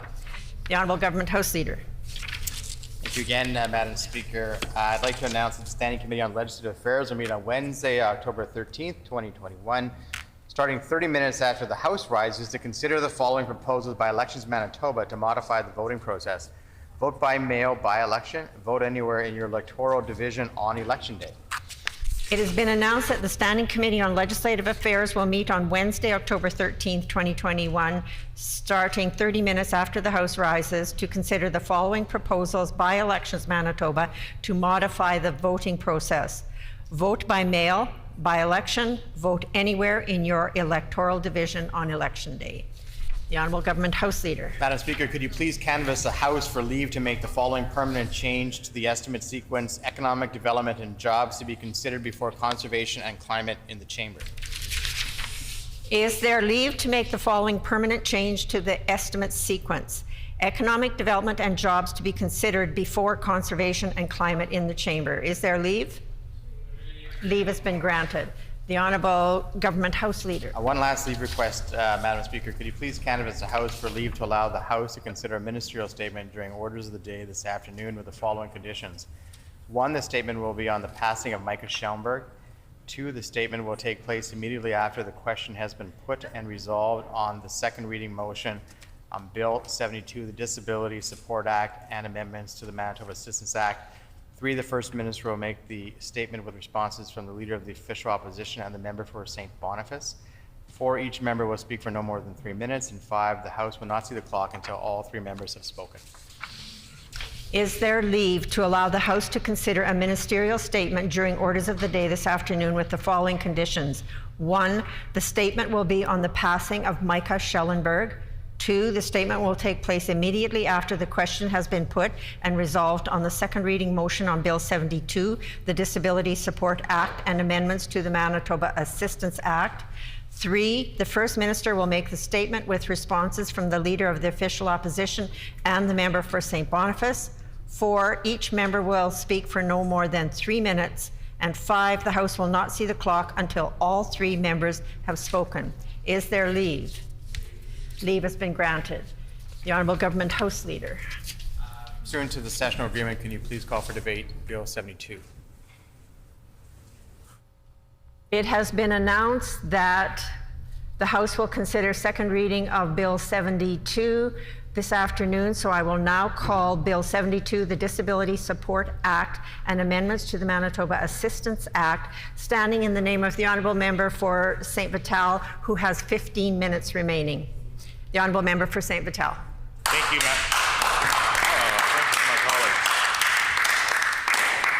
Thank you, Madam Speaker. So we're discussing Bill 72, and I've already spoken at length on this in the last opportunity we had to debate Bill 72. And so I will conclude my remarks and just summarize by saying that it's clear that we realize our goal with this is to ensure that every Manitoban, no matter their ability, feels included, feels supported, and feels that we as a government and people in the legislature are reducing barriers and providing equitable access to services for all. And in Bill 72, it's clear that there are some gaps that Bill 72 does create in terms of its ability, where it talks about people with disorders or who are don't have the capacity are likely to continue for that are likely to not continue for more than 1 year, so less than a year, may be excluded from the bill, from Bill 72, and that's unfortunate because it clearly goes against the idea of providing services for all Manitobans, regardless of their ability. And so regardless of the other aspects of Bill 72, it still has some ground to make. It still has some areas where it should be improved, and I hope and I urge this government to make those improvements to Bill 72. Thank you very much, Madam Speaker. The honourable member for Radisson. Thank you, Madam Speaker. I appreciate the opportunity to put a few words on the record regarding Bill 72 today. Unlike the member opposite, I have not had a chance to speak to this bill before, and I am grateful for the opportunity. I think, you know, this is a bill that addresses, I think, a need that all of us recognize, that people who are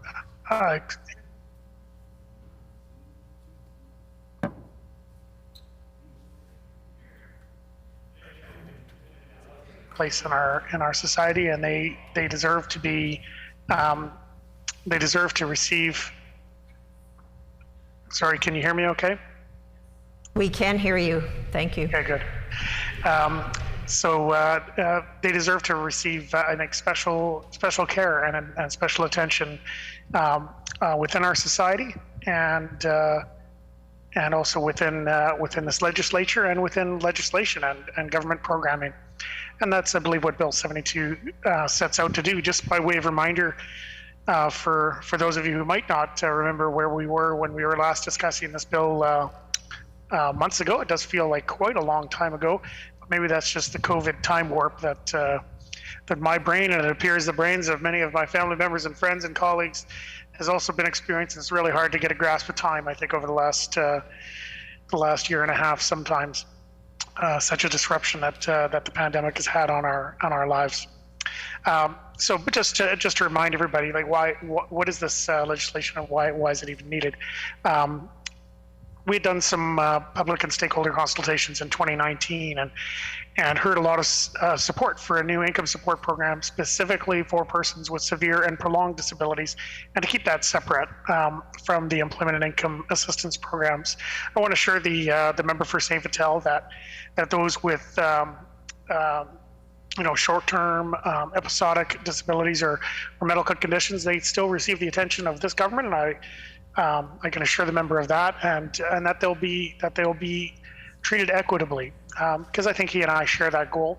So I can give him that assurance, at least for my part on this side of the House, that's a goal that we share, that there be equitable treatment, and that there be appropriate supports in place for people who need them. But in the case of severe and prolonged disabilities, I think a different set of supports, or a different approach to those supports could be necessary. And so this new act creates a framework for income support for those individuals who really have no other means of supporting themselves. It's tailored to the needs of that particular population, and that's why it's been kept separate. I think it's good that this new legislation recognizes the distinct barriers that people with severe and prolonged disabilities face. These are unique barriers. They're significant, and it also takes away the sense of obligation of employment, right? And that's something that most of our employment services, employment and income assistance, after all, has got that name in it. That's what they're focused on. And I think when you think about how to provide support for someone who has episodic disabilities or moderate disabilities or medical conditions, employment's part of the picture there, and it's an appropriate part of the picture. But here, where you have severe disabilities, maybe that's not appropriate. And so I think that's why we have this act before us today, and why it's been written this way. I'm really glad to see that we do have support. Appears that we have support, at least on all sides of the House. I'm pleased to see that our legislative order or sessional agreement, I guess, for the few days that we're sitting here in the month of October is going to ensure that this important bill does get passed. It is a bill that needs our attention. It certainly shouldn't be designated or delayed or filibustered in any way. This is something that we should be moving forward to, and all Manitobans agree with that. And so I'm happy to see that, as far as I know, at least, that all members of the House agree with that as well, and that we will be able to see this bill move forward. I want to thank the Minister of Families for championing it and for bringing it forward. I think it's one of the most important aspects of her role is to be able to be part of providing supports for these kind of individuals in our society, these people who have these special needs, and we are ever so grateful to have them as part of our community, and to have them and to recognize their personhood, and to recognize their value and their worth, and their contributions that they make, and what they can also produce in us in response to them. There's nothing quite the same as being able to share time and to share your heart and your giving with someone who has severe disability, and maybe isn't even able to show that appreciation. But I think that's a really fundamental expression of our humanity and our common humanity, our shared humanity. And it's an expression of where we establish value and worth in our society. And it's not on how much money you can make or what color skin you have. It's rooted in that humanity, and that's what we all have in common, including with these individuals. So, in terms of the nuts and bolts of the program, we're not. I don't believe we're making people jump over from where they are today to this new program immediately. I think it's been put forward with a fairly responsible approach to how to manage the bureaucratic needs of the transition. So then they'll have to make an application. Individuals have to make an application to enroll in this new disability support program, and I'm optimistic that in fairly short order they'll see that there are probably benefits. There could be benefits to doing so, and I hope that they'll do so. And I also encourage MLAs and caregivers and anybody else in a leadership and caregiving position in our society that works with individuals with severe and prolonged disabilities to take a look at this and to see if they can assist in ensuring that they make that application and that they get enrolled in this new program. The benefit levels are still, I believe, in development. I haven't heard details there, but certainly we look forward to all of that getting worked out. And I do remember the efforts that were put forward to getting the supports for EIA programs to be 75% of median market rents. That did take a bit of effort on the part of members of my caucus, and I'm pleased to see that was put in place. I expect that would continue in this realm as well. But really, this program is intended to support these Manitobans and to ensure that they get the support that they need. And so part of that, of course, is going to make sure that they actually qualify for the program, that they're the people who we do need to support. Certainly wouldn't want anybody taking advantage of supports or using these that weren't eligible. I mean, the purpose of these programs is to focus on people like that. One thing that I think is important too is to recognize that often these individuals will require supports for navigation as well. It's not always obvious how to get through all the government hoops, and we need to make sure we're reducing those barriers. And I appreciate the member for St. Patel talking about that and talking about ways to ensure that we're being equitable, we're being fair, and we're showing love fundamentally to these kind of individuals, to these people who are in our society, and that we do it in a way that shows compassion and care for them and values their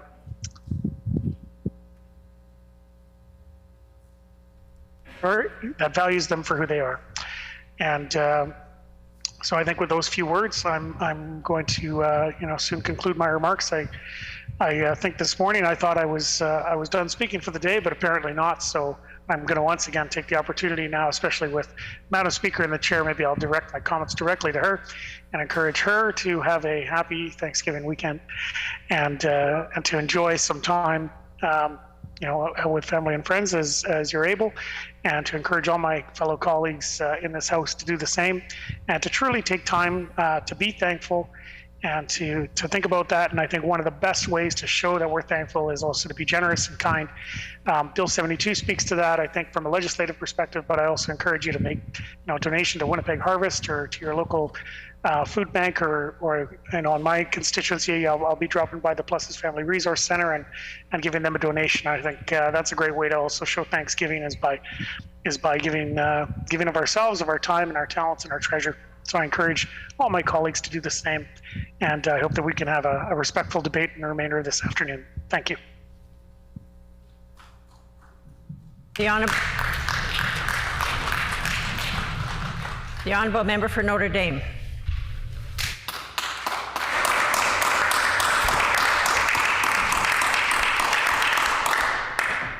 Thank you, Madam Speaker. This bill enacts the Disability Support Act and makes amendments to the Manitoba Assistance Act.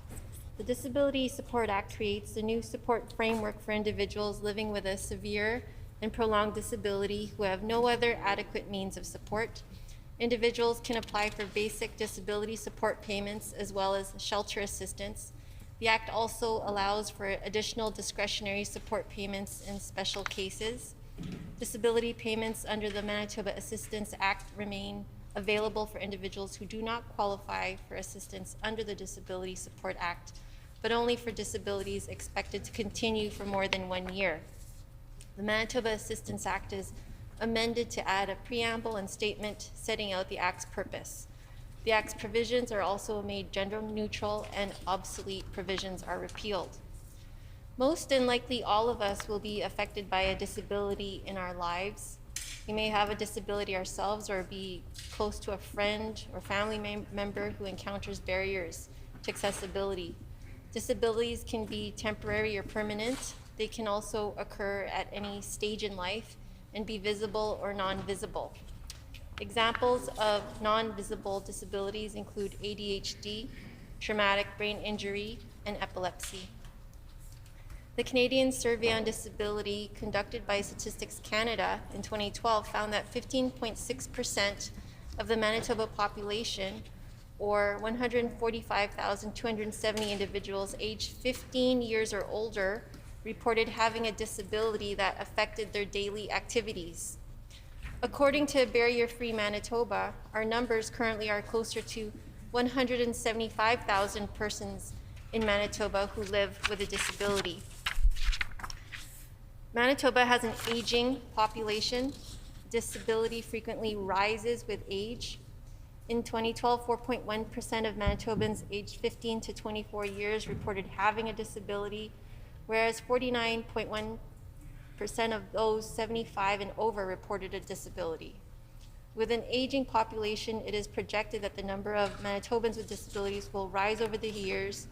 And according to a Manitoba Bureau of Statistics discussion paper, the prevalence of disability in Manitoba is expected to increase to 17.4% by 2036. The trend is one towards a steadily growing population of people with disabilities in the medium and long-term future. Living in an increasingly accessible and barrier-free province is therefore important for Manitoba's residents and visitors. It's important to ensure that every Manitoban, no matter their ability, feel included and supported by reducing barriers and providing equitable access for all. Now, while the Minister of Family says this bill will increase support for those with more permanent disabilities, that still remains to be seen. What is clear is that this bill will leave some Manitobans with less support if their disability persists for less than 1 year. Subsection 5, Clause 1 strikes out, quote, physical or mental incapacity or disorder that is likely to continue for more than 90 days, end quote, and substitutes, quote, incapacity or disorder likely to continue for a period of more than 1 year. This change means that disability supports will effectively only be available to Manitobans who have what amounts to a permanent disability or disability that persists for longer than 1 year. We on this side of the House are worried that when people currently in receipt of supports have their conditions reassessed, they will be kicked off of their supports. 22,000 Manitobans currently receive disability supports. The Department of Families has said that they anticipate that 10,000 people will meet the new definition of disability for the purposes of the Act. That means that going forward, 12,000 people with disabilities could be negatively impacted as a result of the Minister of Families bill.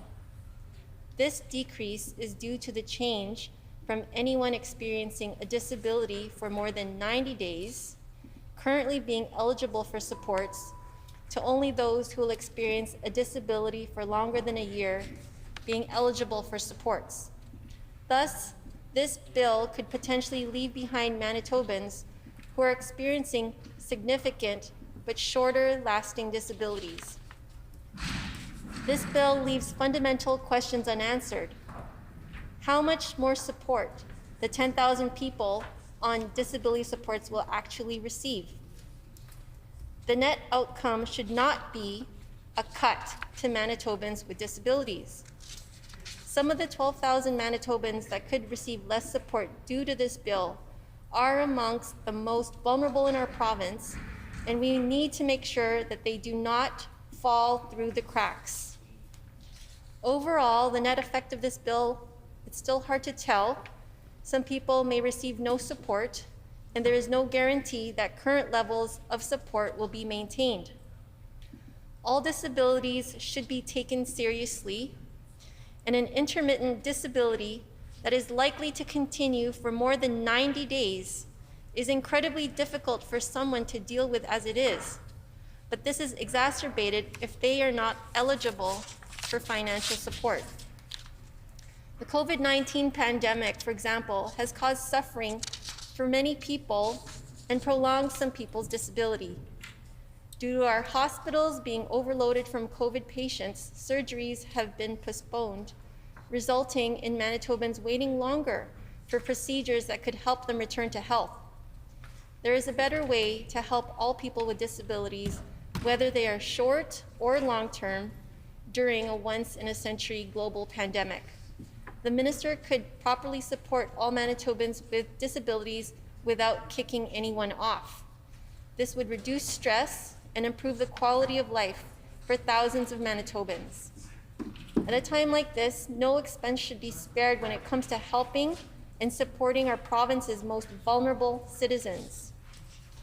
Another concern that we have with this bill that was raised numerous times is that it continues a worrisome trend under this government of deferring specifics to regulation and giving the Minister of Families broad regulatory powers to do as government pleases. This bill should provide more concrete guidelines for eligibility criteria and provide information on monetary payments. Manitobans living with disabilities deserve to have this information readily accessible to them rather than having it left up to the minister's discretion. This bill gives the minister significant power and control over disability payments and eligibility criteria. Unfortunately, limiting supports for some Manitobans living with disabilities seems to be a theme for this government and this minister, and this has become more evident and urgent in light of the global pandemic. They need to provide more meaningful supports for Manitobans living with short-term disabilities and certainly not limit supports and services that they already depend on. The government continues to try and balance the budget on the backs of our most vulnerable citizens, including preschool children who have special needs. They tried to put a hold on funding applications for the Child Care Inclusion Support Program and forced parents to reapply, and they only publicly reversed this decision when they were faced with public uproar. But they've continued to undermine this inclusion support program at every turn. They have frozen funding for St. Amant's autism programs for 4 years, and this year they cut the number of hours of support each child receives. The government eliminated the funding for Manitoba Community Services Council. Nonprofit groups supported by the MCSC include the Society for Manitobans with Disabilities. And according to the law, the province needs to develop a plan that will create a fully accessible label market by 2023.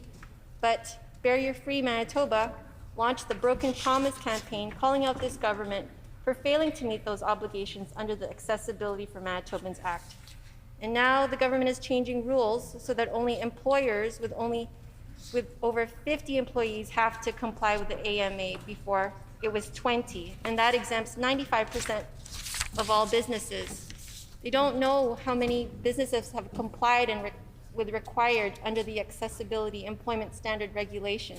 They haven't surveyed or asked any questions to find out. This record does not exist.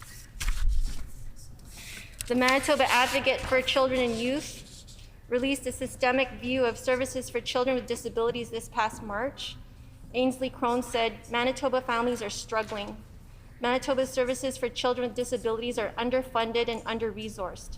This is not just the case for children with complex medical and behavioral needs. Our caregiver survey and consultations with parents reveal that gaps in service exist for many children with disabilities and their families. Yet families that experience multiple layers of disadvantage struggle more, including Indigenous caregivers and single-parent households. Some children with disabilities may enter the car of child welfare in order to receive services, even when no child protection concerns exist. And some recommendations from the Manitoba Advocate for Children and Youth include to fund a plan to reduce wait times for diagnostic assessments, and to enact a new law to provide a continuum of supports and services for children with disabilities and their families that is in line with their rights.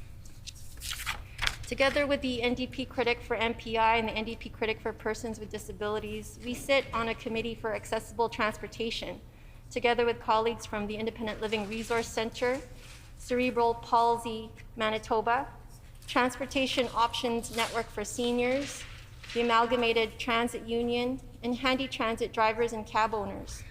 This was a committee that we helped initiate because of the hardships and, frankly, human rights violations that folks with accessibility issues are encountering within our province regarding their rights to access public transportation. We are a long way away from fulfilling our duty and responsibility set out in the Accessibility for Manitobans Act that became law in December 2013. The government of Manitoba, we set a goal to make Manitoba more inclusive for everyone by 2023, but we are a long way away from a barrier-free province. The Manitoba Human Rights Code says that no person, business, or organization can discriminate against persons with disabilities.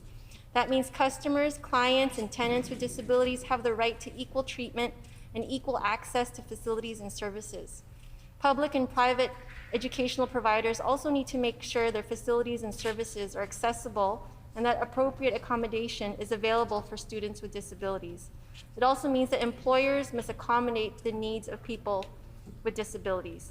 The concerns that we've raised regarding Bill 72, we will continue to raise them in the upcoming committee hearing, and hopefully this government will agree to necessary amendments. Specifically, that much too much is left to the regulations phase, including who meets eligibility criteria and the amounts of financial support, the amount of shelter support. All of this is left to the regulations phase. The minister says that this bill will increase support for those with more permanent disabilities, but that still remains to be seen. Also, we have grave concerns that this bill will leave some Manitobans with less support if their disability persists for less than 1 year. We hope this government and this Families Minister address these serious concerns with Bill 72. Thank you.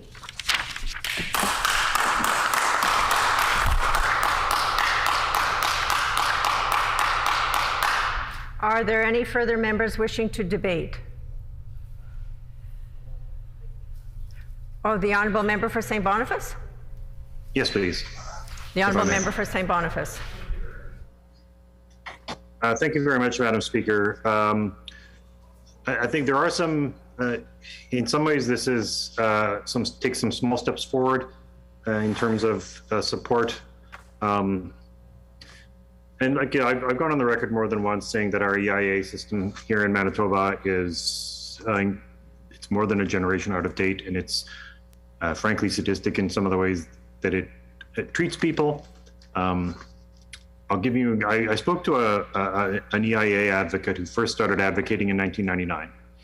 And the case that he was brought on to discuss was, at the time, a person on EIA had a rotten tooth that it needed to be pulled. And EIA would pay for their surgery, but they would not pay for the anesthetic.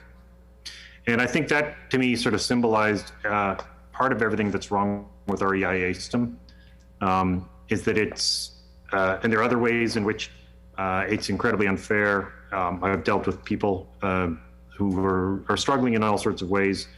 And just the fact that I believe in 1992, the government of the day rolled back EIA rates to 1986 levels, and in many cases, those have not changed. So we're still looking at $900 a month, roughly, for some people, including children, and it has been absolutely miserable for people with disabilities. I've heard some truly tragic stories, but I'll focus on the bill. One is that we do need clarity around the definition, and I certainly hope the government will be open to, and the minister will be open to making amendments. We need clarity around what the definition of a severe and prolonged disability is, because we certainly do not want to be excluding people who need help and who need assistance and who are unable to work because of their disability. The last thing we need to do is to hold out false hope to them that things might get better, and they won't. We also need clarity on implementation of this program to show how people will be transferred. I will note that one of the reasons is that sometimes there's talk of what we would call people who are the deserving poor as opposed to the undeserving poor.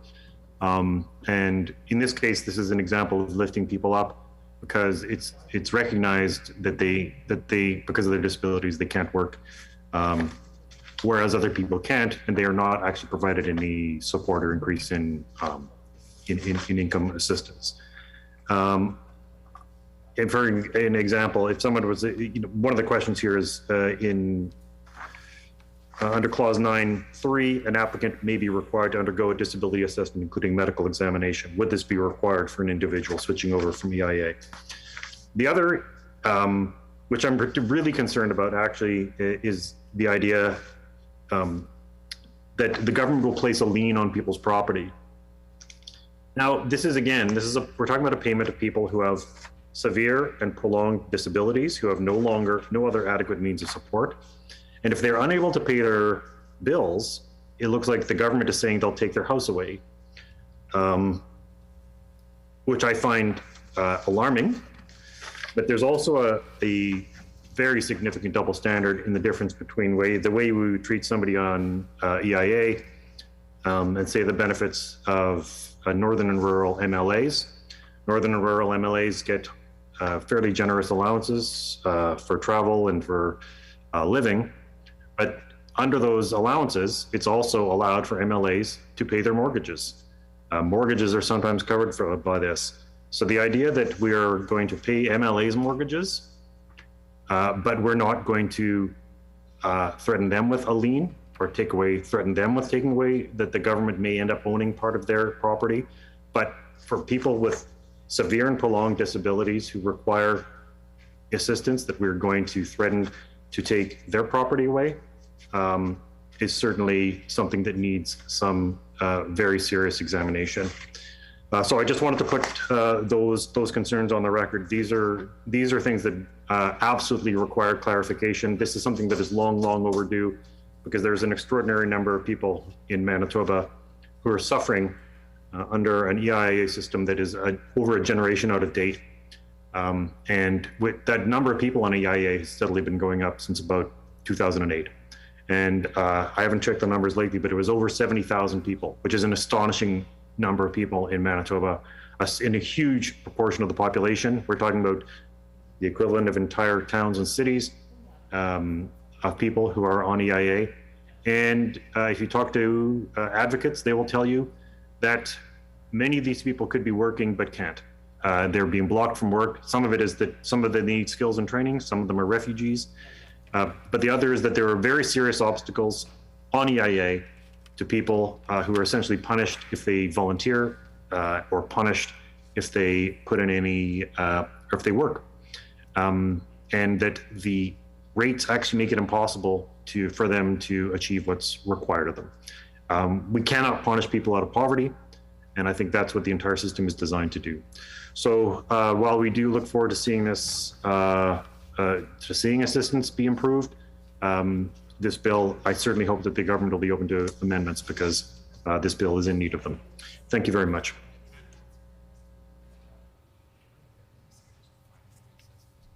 Thank you. Are there any further speakers? The member from Rossmere? Thank you, Mr. Deputy Speaker. Just a few very brief words to support this legislation, which is the result of some consultations that happened, rather extensive in person and online questions. So obviously I don't want to repeat what has already been stated here, but we do want to emphasize that people who live with severe and prolonged disabilities have unique needs. I think this legislation recognizes that, and we want to provide them with targeted supports so that they can fully participate in their community. With those few words, I believe I'm good to sit down and move this to a vote. Thank you, Mr. Deputy Speaker. Is there any further debate? Hearing none, is the House ready for the question? The question before the House is second reading of Bill 72, the Disability Support Act, and amendments to the Manitoba Assistance Act. Is it the pleasure of the House to adopt the motion? Agreed, and so ordered.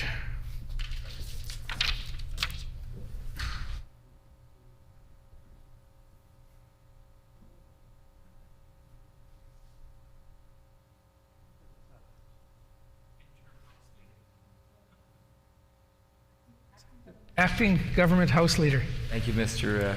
Deputy Speaker, Acting Deputy Speaker. I would like to announce that the Standing Committee on Social and Economic Development will meet on Tuesday, October the 12th, 2021 at 6:30 p.m. to consider the following. Bill number 72, the Disability Support Act and amendments to the Manitoba Assistance Act, and Bill number 232, the Emancipation Day Act.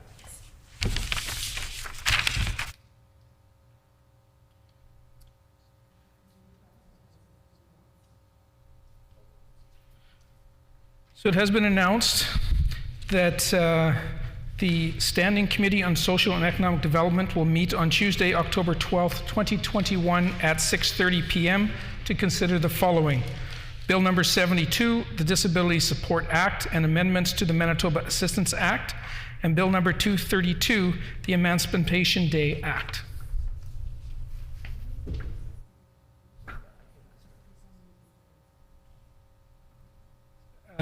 Acting Deputy House Leader.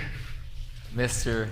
Acting Deputy Speaker, I know we have other business to attend to this afternoon. I would ask for a brief recess, a 5-minute recess, to allow others to return to the chamber.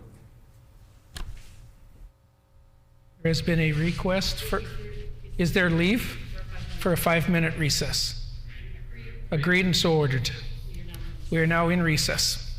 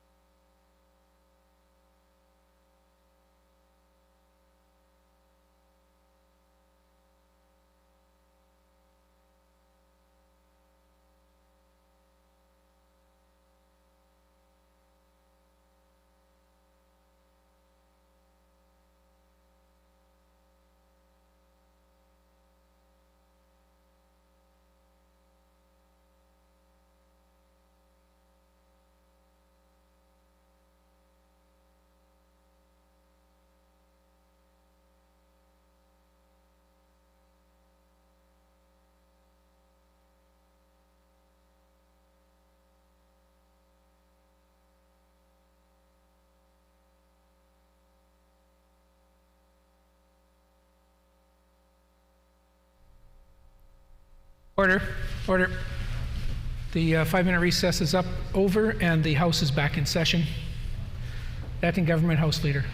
Thank you, Mr. Acting Deputy Speaker. I would just ask, understanding that we're still waiting for some members to return to the chamber, that we, for leave, to add a 10-minute recess period. Is there leave to call a 10-minute recess? Agreed and so ordered. We are now in recess.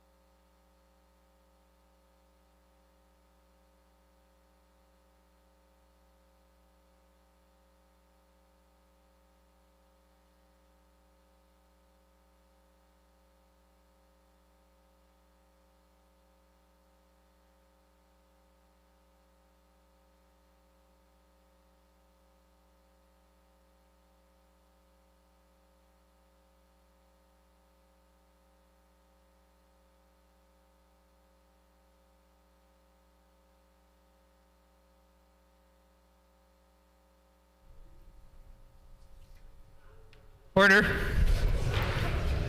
The House is back in session. The Honorable Government House Leader. Thank you, Mr. Acting Speaker. Prior to beginning my ministerial statement, I would ask leave of the House, despite the leave that was provided before, that the speakers that follow the official opposition House Leader, the member for St. Boniface, not be limited to the time that my comments will be. Is there leave to allow the following speakers to not follow the First Minister's time? Leave has been granted. So just before we go into that, as previously agreed, the House will now consider a ministerial statement on the passing of Micah Schellenberg. The First Minister, the Leader of the Official Opposition, and the member for St. Boniface will each speak to this statement. And the House will not see the clock until all three members have spoken. The Honourable First Minister. Thank you, Mr. Speaker. The loss of a life at any time brings sadness. The loss of a young life brings almost unspeakable grief. It's not because we only mourn the loss of the person, but we mourn that loss of potential when it is a young person. Micah Schellenberg, originally from Steinbach, died recently at the age of only 23.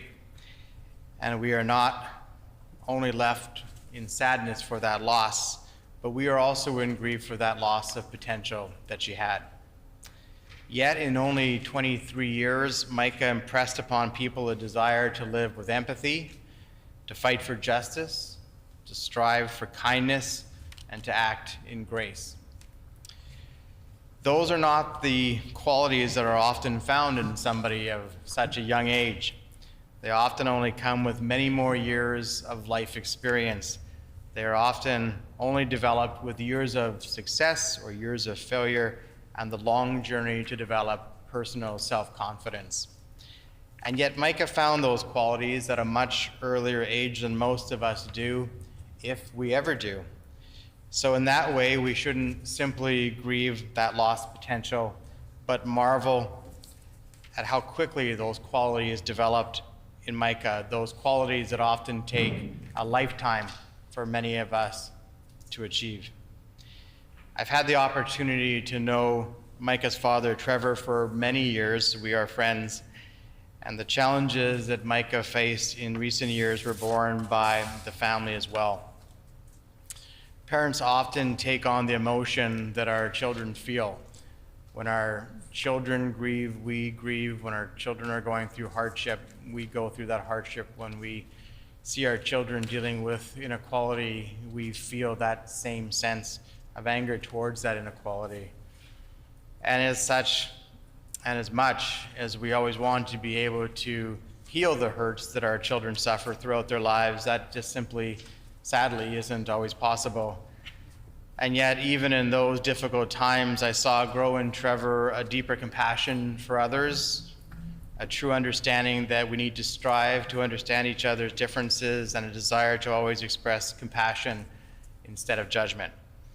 And while that may sound like a reflection on Trevor, it is really equally one on Micah, because in all relationships, especially between those of a parent and a child, there is a shaping of each other. So in making this statement together with the leader of the official opposition and the leader of the Liberal Party, we do so with grief in the loss of a young Manitoban, but we also acknowledge those who knew Micah and those who knew her well, that her life will live on because it cannot be extinguished, because she has shaped those who were close to her and those who she touched so deeply. Thank you, Mr. Speaker. Leader of the Official Opposition. 5 years ago, I witnessed an act of true courage in the Steinbach boardroom of the Hanover School Division. I went there to observe the debate on whether the division would allow 2S LGBTQ topics to be discussed in their schools. And it was a tense, packed room, and I showed up expecting to see many adults debate the topic at hand. Instead, I watched a 17-year-old high school senior named Micah Schellenberg give a speech that, put simply, rocked the house. Her asks were very simple. Micah told the board, if you are a student-centered school division, you should be able to step out of your comfort zones and help the students who are struggling, no matter what you may believe. In the Q&A that followed, some of the school trustees pushed back, and they asked if parents shouldn't be informed if their kids were asking about 2S LGBTQ topics at school. Micah stood her ground, and she replied calmly, this is part of who they are, meaning the students. And if they're figuring it out, they should have the freedom to do that and not be told by someone else who they can and cannot tell. As I looked around the room, I saw tears, I saw hope, I saw frustration. Like many, I was moved.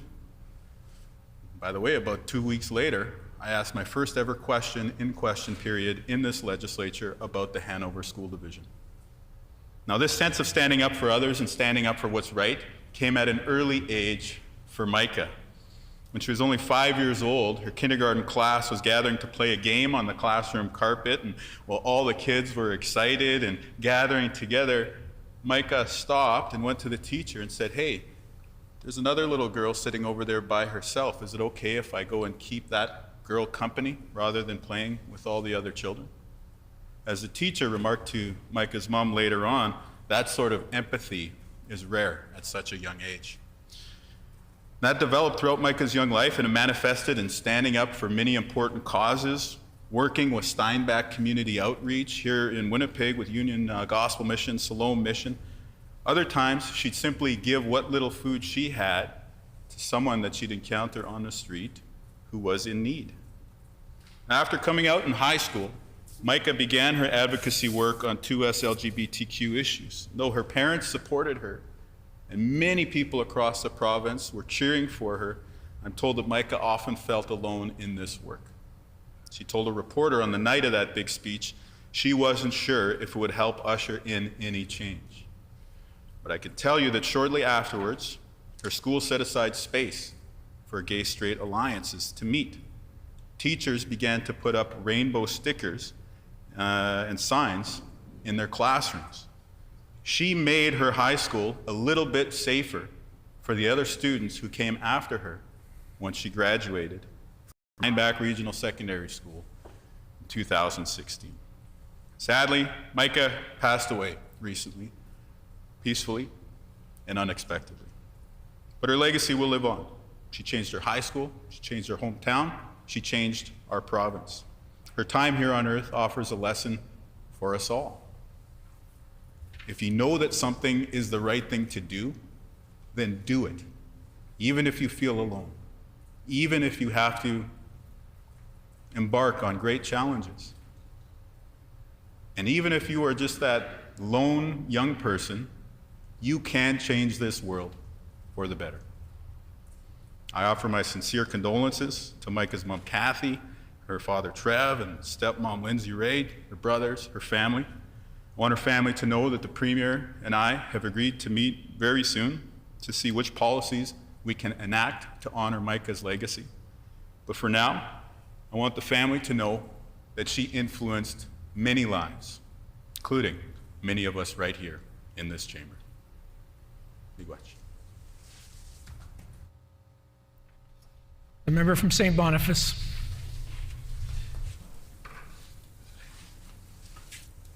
I rise today to pay tribute to Micah Schellenberg, who died last week at the very young age of 23. She leaves behind her family and her friends to mourn, and there are few greater tragedies than someone who dies with decades of a life unlived. There's nothing harder than losing a loved one, and my heart breaks for the family. When Micah was 17, she made local and national headlines when she spoke at the Hanover School Division in favor of gay-straight alliances in high schools. She was in the Toronto Star, she was in Maclean's. And Maclean's at the time said, the young people in Steinbach's LGBT community described the harmful effects of the kind of hostility they'd experienced. Every young gay person Maclean spoke to in reporting this story struggled with suicidal thoughts when they were teenage students in the Hanover School Division. All say they felt isolated, cornered, and despised. And for that reason, Micah's plea to the Hanover School Division took an incredible amount of courage. It was suggested that she was part of the reason that Steinbach's first Pride March was so well attended. And sometimes being branded to us LGBTQ plus it's considered that it's a lifestyle or a choice, when none of us choose the life we are born into. And ultimately, this is something much deeper than politics, because at the time that this debate was playing out, I remember thinking that the only thing that mattered was making sure that young people finished high school alive and well. Because lives are at stake, and children need unconditional love. Unconditional.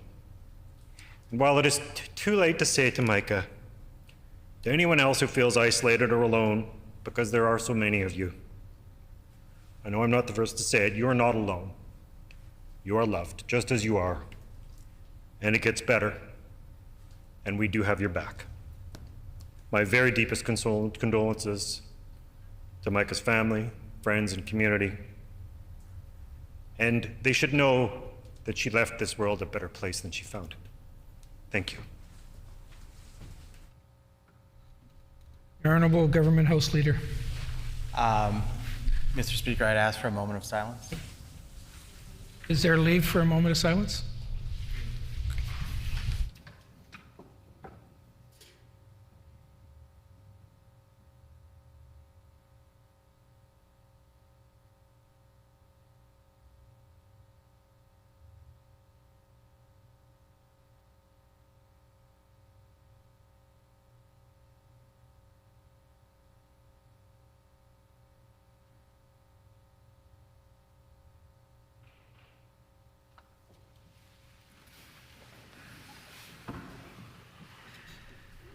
The Honourable Government House Leader. Is it the will of members to call it 5 p.m.?